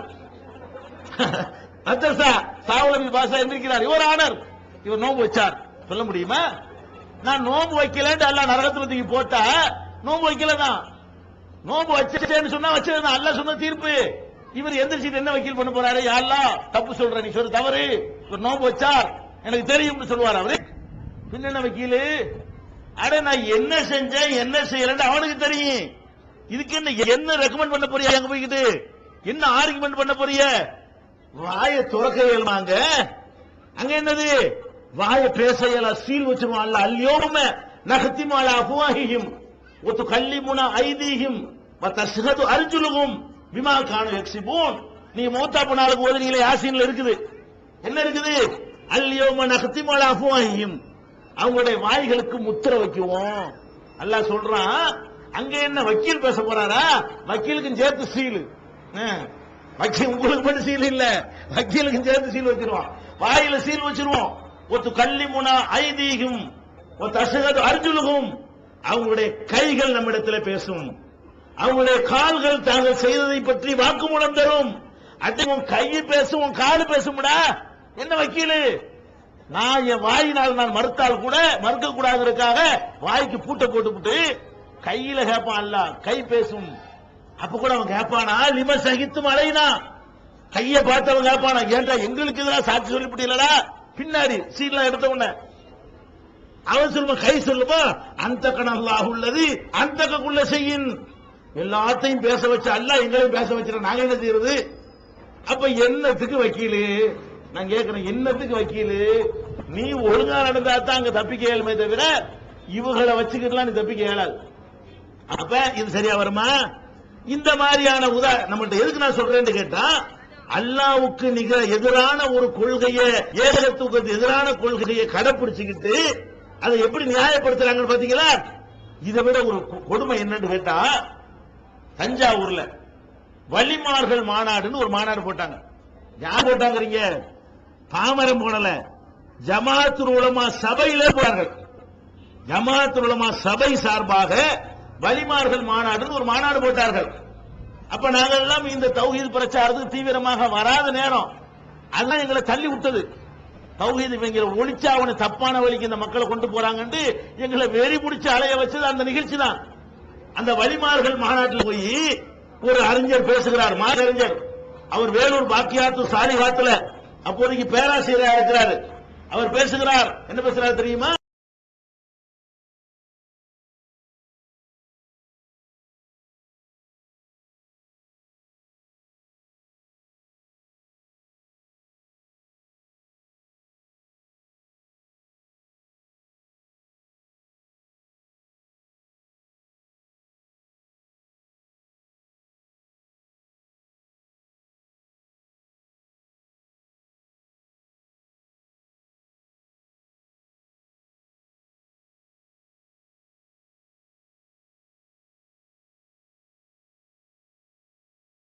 அவர் பேசுகிறார். என்ன பேசுறாரு தெரியுமா?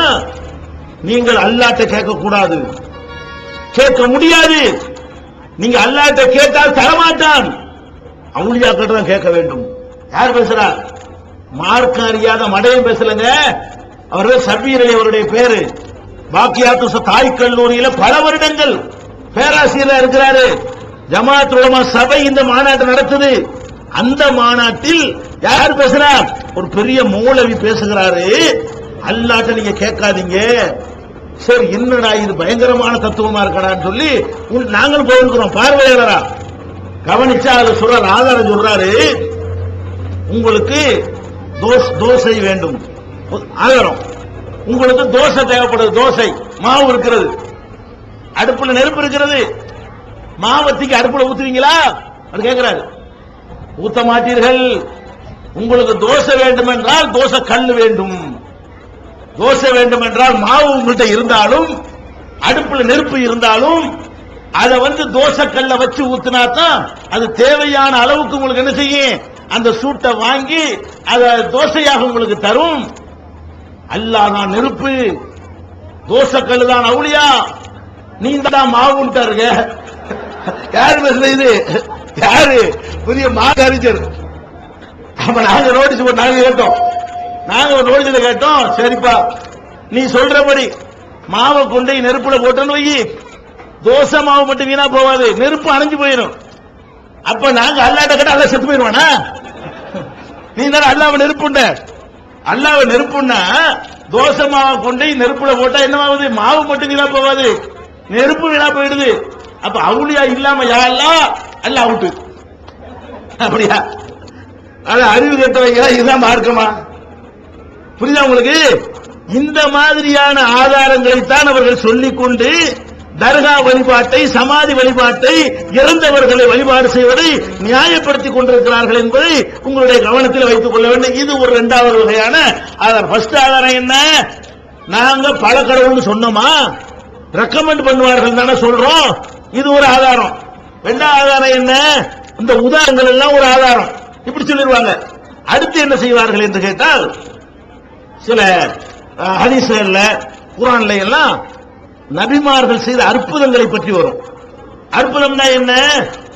நடைமுறைகளுக்கு மாற்றமான காரியத்தை செய்யறதுக்கு பேர் அற்புதம். நடைமுறையில என்ன நம்ம நடக்குமோ அதுக்கு எதிரான காரியத்தை செய்யறது அற்புதம். எப்படி அற்புதம்? மூசா நபியை எதிரிகள் விரட்டி வர்றாங்க. மூசா நபி என்ன பண்றாங்க? கையில ஒரு கைத்தறி வச்சுக்கிறாங்க, அதை கொண்டு போய் அந்த கடல்ல அடிக்கிறாங்க. அடிச்ச உடனே கடல் அப்படி ரெண்டாக பிளக்கிறது. பிளந்த உடனே அது வழி ஏற்படுகிறது. அந்த வழியில மூசா நபியும் அவருடைய சமுதாயத்தவர்களும் கரை கடந்து காப்பாற்றப்படுறாங்க. அது உள்ளக்க ஃபிரௌனும் இறங்குறான், அவனுடைய படையும் இறங்குது, அவங்க மூழ்கடிக்கப்பட்டு இறந்துடுறாங்க. இது குர்ஆன்ல இருக்குது. இது மாதிரி நிறைய அற்புதங்கள் இருக்குல்ல, அதுகளை எடுத்துக்குவாங்க. பார்த்தீர்களா, பெரியார்களுக்கு மகான்களுக்கு அல்லாஹ் எப்படிப்பட்ட சக்தியை கொடுத்திருக்கிறான்? கடலையே ரெண்டாக பிளக்கிற சக்தி அல்லாஹ் கொடுத்து விட்டான். கைத்தடியை போட்ட உடனே பாம்பாக மாறுகிற ஆற்றலை அல்லாஹ் மூசா நபிக்கு கொடுத்தான். பாறையில அடித்த உடனே தண்ணீர் பீரிட்டு வருகிறது, அந்த ஆற்றலை அல்லாஹ் என்ன செஞ்சான்? மூசா நபி கொடுத்து விட்டான். இப்படிங்கிற மாதிரி அற்புதங்கள் நிறைய இருக்கும்ல.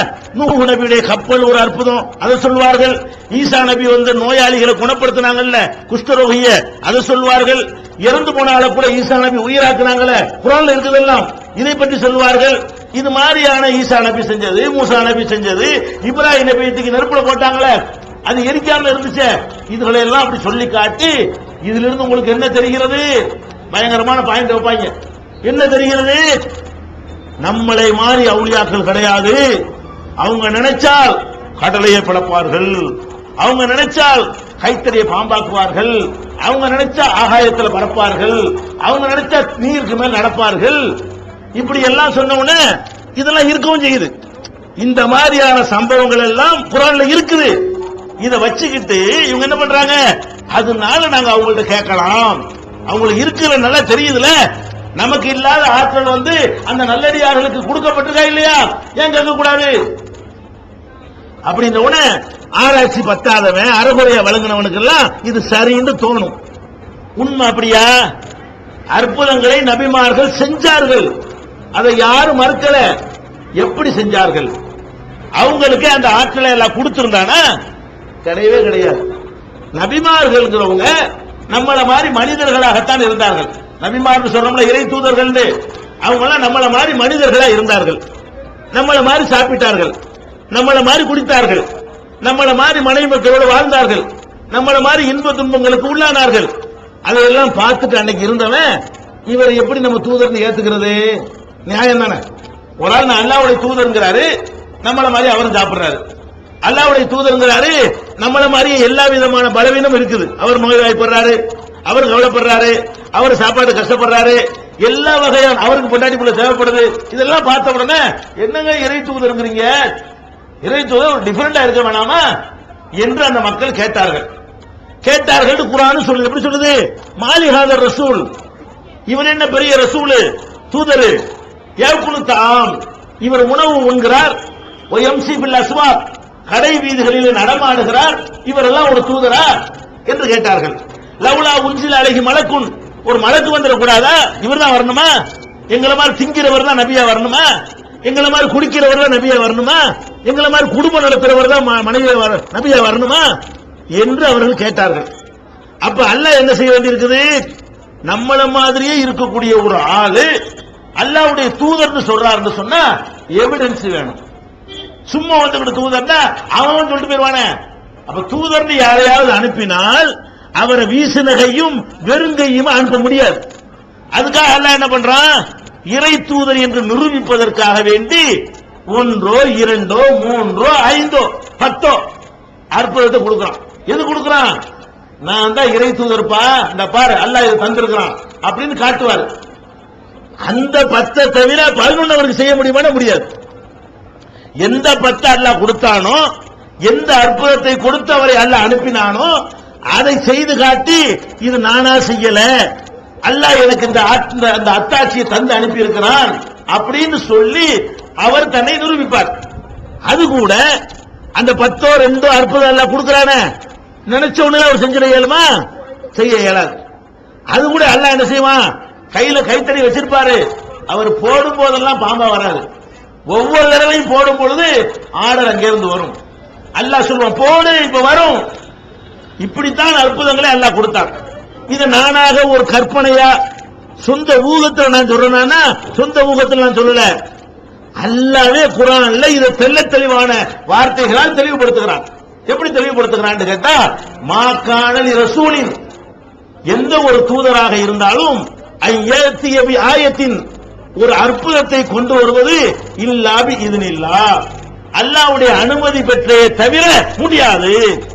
ஒரு அற்புதத்தை கொண்டு வர்றதா இருந்தா அல்லாஹ்வா உத்தரவு போட்டால் மாத்திரம்தான் ஒரு ரசூலுக்கு அற்புதம் செய்ய முடியுமே தவிர அல்லாஹ்ட்ட அனுமதி வாங்காம அவர் அற்புதம் செய்ய இயலாது.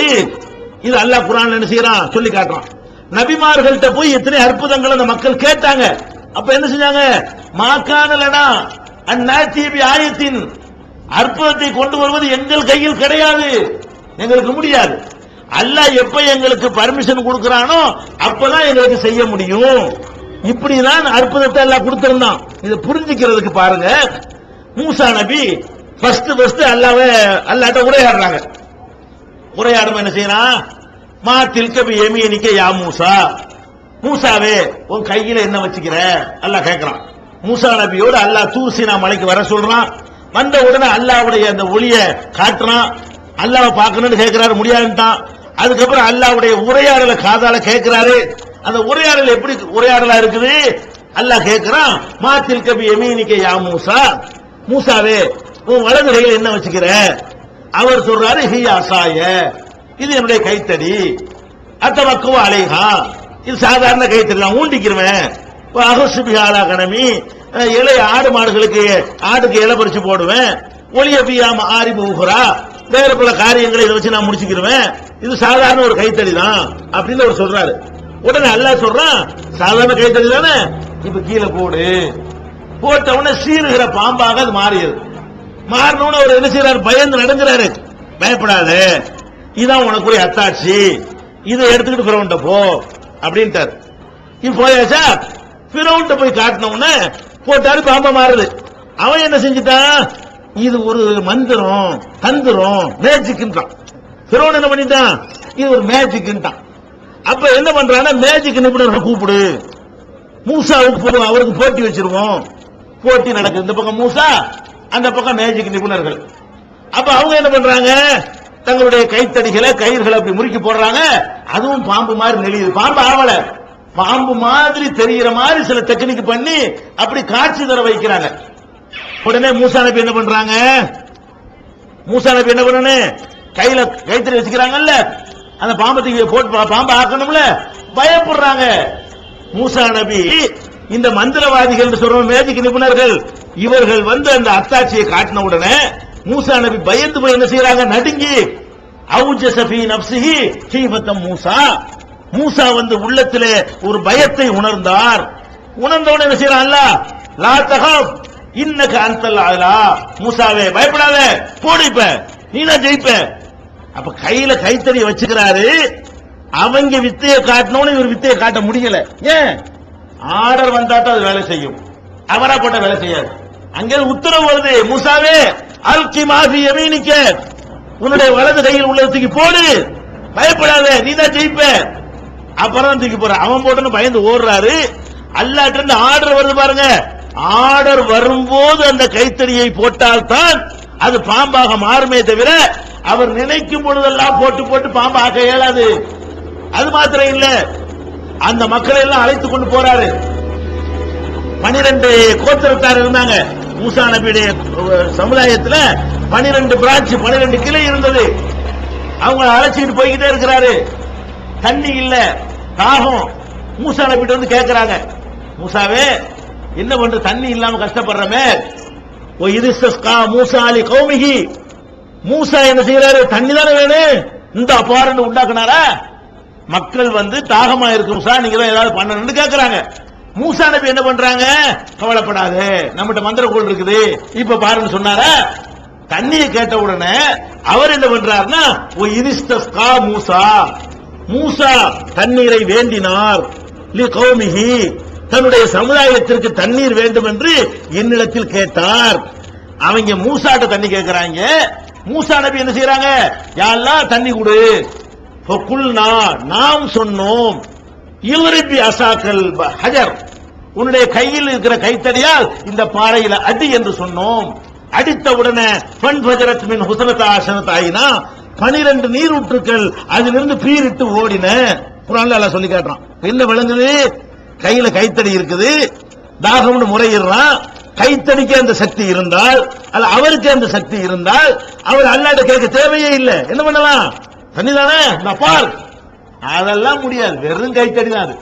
அல்லாஹ்வா எப்ப அதுக்கு ஒரு ஆர்டர் பண்றானோ அந்த ஒரு செகண்ட்ல தான் அது ஏதாவது வேலை செய்யுமே தவிர அது நினைக்கிற வேலை செய்யும். ஒரு தடவை பாம்பா மாறுது, ஒரு தடவை தண்ணியை பீரிட்டு வர வைக்குது. சரி, இதே மூசா நபியை வந்து ஃபிரௌன் விரட்டுறான், தப்பிச்சு ஓடுறாரு.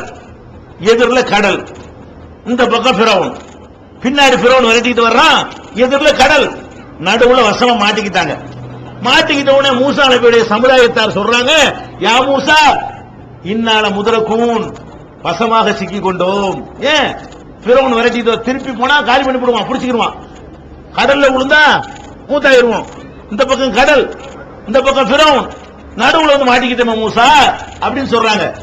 மூசா நபி என்ன சொல்லியிருக்கானு, இதெல்லாம் ஒரு மேட்டரா, நம்ம கிட்ட மந்திரக்கோள் இருக்குது, இங்க வா அப்படி சொல்லிருக்கணும்ல. அவர் என்ன அதை பத்தி நினைச்சு கூட அவர் பார்க்கல. அவர் என்ன சொல்றாரு, கல்லா, மாட்டிக்கொள்ளல, மாட்டிக்கணும்னு நினைக்கிறீங்களா, கல்லா, நிச்சயமா மாட்டிக்கொள்ளவில்லை. இன்னமாயி ரப்பி சயஹதீன், என்னோடு என் இறைவன் இருக்கிறான், அவன் எனக்கு வழிகாட்டுவான். ஏதாவது ஒரு ஐடியா அல்லாஹ் தருவான். இப்ப அவர் என்ன செய்வான் அவருக்கு தெரியல, அவர் என்ன செய்யறாரு, மாட்டிக்கொள்ளல, கண்டிப்பா அல்லாஹ் ஒரு வழிகாட்டுவான். சொன்ன உடனே குல் நதரிபி அசாக்கல் பஹர, இந்த கடலிலே உன்னுடைய கைத்தடியால் அடி என்று சொன்னோம். அடிச்ச உடனே பிளந்து, அவரா அடிச்சு பிளக்கல, அடின்னு சொன்னோம். அந்த நேரத்தில் அடிச்சதனால் பிளந்தது. நான் சொல்ல முந்தி அடிச்சிருந்தா அது மிதந்து ஓடி போயிருக்கும். கைத்தடியா தான் இருக்கு, ஒண்ணுக்கு யூஸ் ஆயிருக்காது. அப்ப என்ன விளங்குது, ஒரு கைத்தடி தான் கையில வச்சிருக்கிறாரு. 3 சந்தர்ப்பங்கள்ல பயன்படுத்துறாரு. 3 சந்தர்ப்பங்களை அவரா பயன்படுத்தினாரா, அங்கேருந்து ஆர்டர் வந்து பயன்படுத்தினார். ஆர்டர் வந்து பயன்படுத்தினால்தான் அது நடக்கும். அதுல இந்த காரியத்தை செஞ்சாரு. நான் கேட்கிறேன், ஏன் பயந்து ஓடினாரு, நீங்க நினைக்கிறீல்ல, அற்புதம் செஞ்சதுனால அவருக்கு எல்லா தன்மையும் வந்துருச்சு. ஃபிரௌனுக்கு பயந்துகிட்டு ஏன் ஓடணும், நீங்க நின்று பார்க்க வேண்டியதானே. அதனால நபிமார்கள் வந்து சில அற்புதங்களை நிகழ்த்தியது உண்மை, நம்ம மறுக்க கூடாது. எந்த அற்புதத்தை நிகழ்த்தினார்களோ அந்த அற்புதத்தை, அதுவும் அல்லாஹ் சொல்லும் போது மட்டும் இறை தூதர்கள் என்று நிரூபிப்பதற்காக அவர்கள் செய்து காட்டினார்கள். அதுக்கு மட்டும் அல்லாஹ் ஒரு ப்ரூஃபுக்காக வேண்டி, ஒரு அத்தாட்சிக்காக வேண்டி கொடுத்தான். அதனாலதான் ஈசா நபி மூத்தா போனாலே உயிராக்குனாரு. ஆனா அவங்களையே கொல்றதுக்கு பிளான் பண்றாங்க. ஓடத்தான் செஞ்சார் அவர். ஈசா நபியவே கொல்லுவதற்காக விரட்டினான், ஓடத்தான் செஞ்சார். அல்லாஹ் வசதி அவரை காப்பாத்திட்டானே தவிர பயந்து ஓடத்தான் செய்தார். அவங்க நம்பிக்கை பிரகாரம் கொல்லப்பட்டுட்டாரு, கிறிஸ்தவ நம்பிக்கை பிரகாரம் கொல்லப்பட்டு போயிடுறாரு. நம்ம நம்பிக்கை பிரகாரம் இறைவன் உயர்த்தி கொண்டான். பயந்து ஓடினாரா இல்லையா? ஏன் ஓடினாரு? ஏன் கஷ்டப்பட்டாரு? அப்ப யார் எனக்கு உதவி செய்யணும் கேட்டாரு. மன்னன் சாரி இல்லெல்லாம் யார் எனக்கு உதவி செய்யக்கூடிய மக்கள் இருக்கிற மக்கள்கிட்ட உதவியை நாடினாரு. அதான் நபிமார்கள். இந்த ஒரு மேட்டர் விளங்காததுனால என்ன பண்றோம்? அவுலியாக்கள் அதை செய்வாங்க, அவுலியாக்கள் இதை செய்வாங்க, என்னமோ அல்லாஹ்வுடைய தன்மை எல்லாம் அவங்களுக்கு வந்துருதுன்னு நினைக்கிறாங்க. அல்லாஹ் கேட்கிறான், அற்புதமா கேட்கிறான். ஃபர்ஸ்ட் விளங்கிக்க, ஒரே ஒரு மேட்டர்ல ஆப்பு வைக்கிற மாதிரி அல்ல அடிக்கிறான். ஒரே ஒரு மேட்டர் அல்லாஹ் கேட்கிறான். என்ன கேட்கிறான்னு கேட்டா, இவர்கள் ஈசா நபியையும் அவருடைய தாயாரையும், என்ன கணவன் இல்லாம ஒரு குழந்தையை பெற்றெடுத்தல் என்பது தூய்மையா இருந்து கற்போட இருந்து, கணவன் இல்லாம கற்பு போயிட்டா பெற்றெடுக்கலாம். கற்பொழுக்கத்தோட வாழ்ந்து அல்லாஹ்வுடைய அற்புதத்தை கொண்டு ஒரு குழந்தையை அவங்க பெற்றெடுக்கிறாங்க. அதனால அவங்க சித்திகா உண்மையாளராக இருக்கிறாங்க. அவங்களையும் கடவுள் என்று ஒரு சமுதாயம் வணங்குது, ஈசா நபியை வணங்குது. அதுக்கு அல்லாஹ் பதில் சொல்றான், ஒண்ணு வேணாப்பா, நீ ஈசா நபியை கடவுளுங்கிறீல, மரியம கடவுளுங்கிறீல, நான் ஒண்ணு கேட்கிறேன் பாருங்க. அல்லாஹ் சொல்றான், காணா ஏகுலானி தாம், ரெண்டு பேரும் திண்டாங்களா இல்லையா? அது சொல்லுவோம்ல. அல்லாஹ் கேட்கிறான், காணா ஏகுலானி தாம், ரெண்டு பேரும் உணவு உட்கொள்ளக்கூடியவர்களாக இருந்தார்களா இல்லையா? இருந்தார்கள். முடிஞ்சு போச்சு கதை. எப்ப சோறு தின்ட்டாங்களோ மனுஷன் ஒண்ணும் கிடையாது. ஏன் சோறு திங்காம இருக்க வேண்டியாரா? அல்லாஹ் எப்படி கேட்கிறான்? உள்ளூர் நல்லா கவனி, கைஃபனு பையனுலகமுல் ஆயாத், எப்படி அவர்களுக்கு சான்றுகளை தெளிவுபடுத்துகிறோம். சும்மந்தூர் அன்னாயுபுக்கூன், எவ்வாறு திசை திரும்புகிறார்கள் என்று சிந்திச்சு பார். நான் எப்படி பாயிண்ட போடுறேன்? அவன் அற்புதம் செஞ்சாருன்னு போடுறான் பாயிண்ட, நான் போடுறேன் பாயிண்ட். சாப்பிட்டாரா இல்லையா? மூசா நபி சாப்பிட்டாரா இல்லையா? அவுட், முடிஞ்சு வச்சு. மனுஷன் சோறு இல்லாம ஒரு வாழ முடியாது அவர்கிட்ட போய் கேட்க போற. அவரே சாப்பிட்டு இருக்காருல்ல. ஈசா நபி சாப்பிட்டாரா இல்லையா? சாப்பிட்டாங்களா இல்லையா? அந்த பாவால சாப்பிட்டாங்களா இல்லையா? முடிஞ்சு போச்சு போல. சாப்பிடுறாள்கிட்ட போய் கேட்கிற, அவருக்கே சோறு இல்லாம வாழ முடியல. சாப்பிட்டா என்ன அர்த்தம்? அந்த அரிசி உள்ள போவாட்டி, அந்த சோத்து பருக்க உள்ள போவாட்டி அவருக்கு வாழ முடியலன்னு அர்த்தம். இவர் கடவுளா? இவருக்கு ஆற்றல் இருக்கா? ரப்புல் ஆலமீனுக்கு உணவு போட்டுமா? சார்ஜ் ஏத்தணுமா? அல்ல சோறு திம்பானா, ரொட்டி திம்பானா? அது குணமுடி மஸ்தான் கொள்கையில வேணா இருக்கலாம், நம்ம கொள்கையில உண்டா? கிடையாது. அப்ப அல்லாஹ் எப்படி கேட்கிறான்னு கேட்டா, அவர்களுக்கு நம்ம எப்படி தெளிவுபடுத்துறோம், அவங்க எப்படி தடம் புரண்டு போறாங்கன்னு பாரு. இதான் சாப்பிட்டா அவுட்டு. சாப்பிட்டா மனுஷன், சாப்பிடாம என்ன கொண்டு வா. எந்த மகான உசுரோட இருக்கிற மகான வேண்டாம் கொண்டு வா. இந்த டேபிள் உட்கார வைப்போம், 3 நாளைக்கு சாப்பிடாம இருக்கட்டும். நான் உழுவுற காலில் 3 நாளைக்கு சாப்பிடாம இருக்கட்டும். 3 நாளைக்கு பச்சை தண்ணி கிடையாது, 3 நாளைக்கு சோறு கிடையாது. நீ என்ன சாப்பிடல, இது கண்டிப்பா இவர் மனுஷன் இல்ல, இவர் மனுஷத்தன்மை அப்பாற்பட்டவர் தான் நான் ஒத்துக்கிறேன். நீ திங்காம இருப்பியா? அப்புறம் என்ன மகானு? அப்புறம் என்ன உன்ட எக்ஸ்ட்ரா பவர் இருக்குது, என்ன சக்தி ஒன்று இருக்குது? இது அல்லாஹ் சொல்றமே. அல்லாஹ் என்ன செய்யறான்? எவனாச்சும் மகான் வந்தா திங்காம இருக்கிறானு கேள். தின்னுட்டா போ, கட்டி விடு, ஒண்ணுமில்ல, சாதாரண ஆள் தானே. முடிஞ்சு வச்சா கதை. சாப்பிடுறதுதான் பெரிய அல்லாஹ்வுடைய அளவு கொள்ளுங்க, இதை வழங்கிக் கொள்ளணும். அதனால இந்த அற்புதங்கள்லாம் ஒரு பெரிய மேற்று கிடையாது. இன்னும் சொல்ல போனால் நபிகள் நாயகம் ஸல்லல்லாஹு அலைஹி வஸல்லம் அவங்கள்ட்ட அவங்களை ஏற்றுக்கொள்ள மறுத்தார்களே, அவங்க சில அற்புதத்தை கேட்டாங்க. என்ன கேட்டாங்க? முகமது, நாங்க உன்னை ஏத்துக்கிறோம். முகமது, உன்னை அல்லாஹ்வுடைய தூதர் நாங்க ஏத்துக்கிறோம். ஆனால் எங்களுக்கு சில அற்புதத்தை நீ செஞ்சு காட்டணும். என்ன அற்புதம் செய்யணும்? உனக்கு தங்கத்திலேயே ஊடு கட்டி காட்டு. எங்க குடிசையில் இருந்துட்டு இருக்காங்க. ரசூலுல்லாஹ் வாழ்ற வாழ்க்கை என்ன வாழ்க்கை? குடிசை. 5க்கு 5 தான். ஒரு ஆள் படுத்தா ஒரு ஆள் சொல்ல முடியாது. இப்படியே இடத்துல அவங்க குடிசை, ஸ்டேஜ் அளவு தான் வீடு. இந்த மாதிரி வாழ்ற ரசூலாட்ட கேட்கணும், நீ அல்லாஹ்வுடைய ரசூலுங்கறீல, தங்கத்திலேயே ஊடு செஞ்சு காட்டு, ஏத்துக்கிட்டு போறோம் அப்படிங்கிறாங்க. அல்லது என்ன செய்யணும்? பாலைவனம், தண்ணிக்கு கஷ்டம். ஒரு செம்பு தண்ணியில் ரசூலுல்லாஹ் குளிச்சிருவாங்க, அவ்வளவு தண்ணி தட்டுப்பாடு. ஒரு கையளவு தண்ணியில ஒழு செஞ்சிருவாங்க, அவ்வளவு தட்டுப்பாடு. அப்ப தண்ணீர் தட்டுப்பாடு இருக்கிற அந்த ஊர்ல கேட்கறான், நீ என்ன பண்ணணும்? இந்த மதீனாவுல பாலைவனத்துல ஆறு ஓட வையுங்கிறான். ஆறு எங்க ஓடுறது? தண்ணிக்கு அவ்வளவு தட்டுப்பாடு உள்ள ஊர்ல அவன் கேட்கிறான், உன்னை நாங்க தூதர்னு ஏத்துக்கிறதா இருந்தா ஒன்னும் தங்கத்துல ஊடு கட்டி காட்டு, இல்லன்னா பாலைவனத்துல பெரிய ஆறு, வைகை, காவிரி மாதிரி ஆறு அரிசி ஓட வச்சு காட்டு. அதுவும் முடியலையா? நீ அல்லாஹ்வுடைய தூதர்ங்கறீல, அப்படியே மேல போ. அவ தர்கா விசமா, அப்படி சும்மா இந்த காலத்துல மேல போட்டா ராக்கெட்ல போயிருவானுங்க. அந்த காலத்துல போவேமா? ஒண்ணும் இல்லாத காலம், கருவிகள் இல்லாத காலம். என்ன சொல்றான்? அவ தர்கா விசமா, அப்படியே மேல போ. மேல போயிட்டு திரும்பி இறங்கு. மேல போகும்போது வெறுங்கையோட போ, திரும்பி வரும்போது புஸ்தகத்தோட வா. அல்லாஹ் கொடுத்தான்னு கொடுத்துக்கிறேன். எப்படி சொல்ல பாயிண்ட் வத்தில உன்னை அல்லாஹ்வுடைய தூதன் ஒத்துக்கிறதா இருந்தா அல்லாஹ் தான் அந்த புஸ்தகத்தை கொடுத்தான்னு ப்ரூஃப் வேணும். அது என்ன ப்ரூஃப் வேணும்? இப்படியே வெறுங்கையோட மேல போகணும். போயிட்டு திரும்பி வரும்போது கையில இந்த பார் வெறுங்கையோட போனா புஸ்தகம் கொண்டு வந்துட்டேன்னா அல்லாஹ் தந்தானா ஒத்துக்கிறியா அப்படின்னு கேளு, நாங்க ஏத்துக்கிறோம் அப்படிங்கிறாங்க. வலன் நூமின நீ ருக்கிக்க, நீ ஏறி சென்றால் நாங்க நம்ப மாட்டோம். ஹத்தா துனசில் அலைனா கிதாபன் நக்ரவுகு, நாங்கள் வாசிக்கும் விதமாக ஒரு புஸ்தகத்தோட இறங்கணும், அப்பதான் ஒத்துக்குருவோம் அப்படிங்கிறாங்க. இப்ப என்ன செஞ்சிருக்கலாம்? நபிகள் நாயகத்துக்கு அந்த சொந்தமா அற்புதம் செய்யற ஆட்கள் இருந்தால் என்ன செஞ்சிருப்பாங்க? இந்த ஊரே வர்றங்கிறானே இவ்வளவுதானடா அரண்மனை தங்கமாயிரும் ஆக்கிருக்கலாம்ல. சொன்னணும் 6 கோடி பெரிய விஷயமா?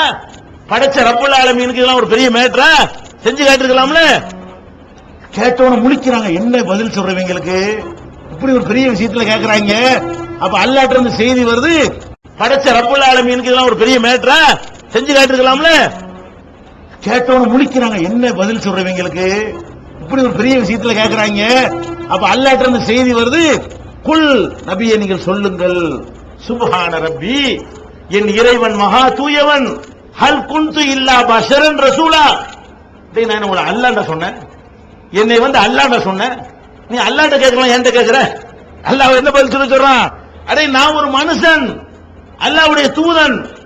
மனுஷன் சொல்லி ஆர்குமெண்ட் பண்ணா ஏன்டா அல்லாஹ் வாக்குறீங்க? என்னைய அல்லாஹ் கேட்க சொல்றான், நபியை நீங்க சொல்லுங்க, அவங்க சொல்றது நடக்காது, செய்ய முடியாது, உங்ககிட்ட அந்த ஆற்றல் இருக்குது, நீங்க அதை டிசைட் பண்ணுவ, நானா தேவைப்பட்ட அற்புதம் தருவேன், உங்ககிட்ட வந்து எல்லாம் கேட்கிறாங்களா?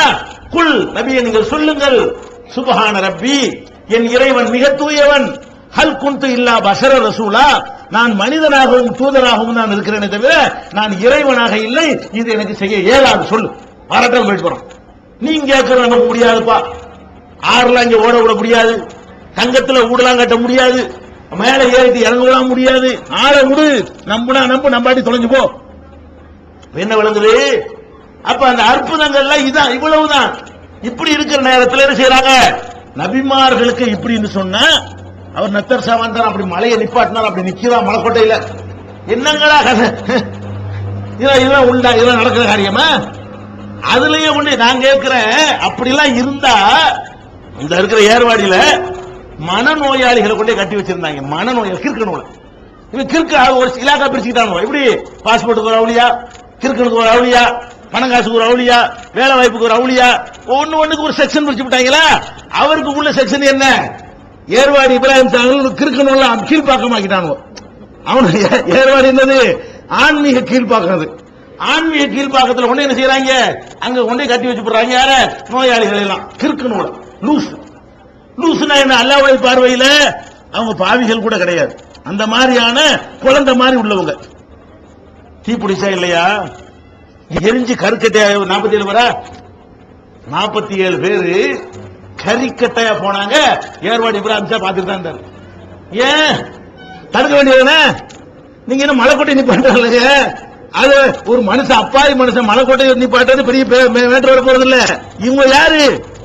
சுயநினைவு இல்லாதவர்கள், தன்னைத்தானே காப்பாற்றிக் கொள்ள முடியாதவர்கள், என்ன நடக்குன்னு தெரியாதவர்கள், இந்த மாதிரி கிறுக்கனுங்களை கொண்டு கட்டி போட்டிருக்கிறாங்களேன்னு சொல்லி இறக்கப்பட்டு செஞ்சிருக்கலாம்ல. செஞ்சிருப்பாரு.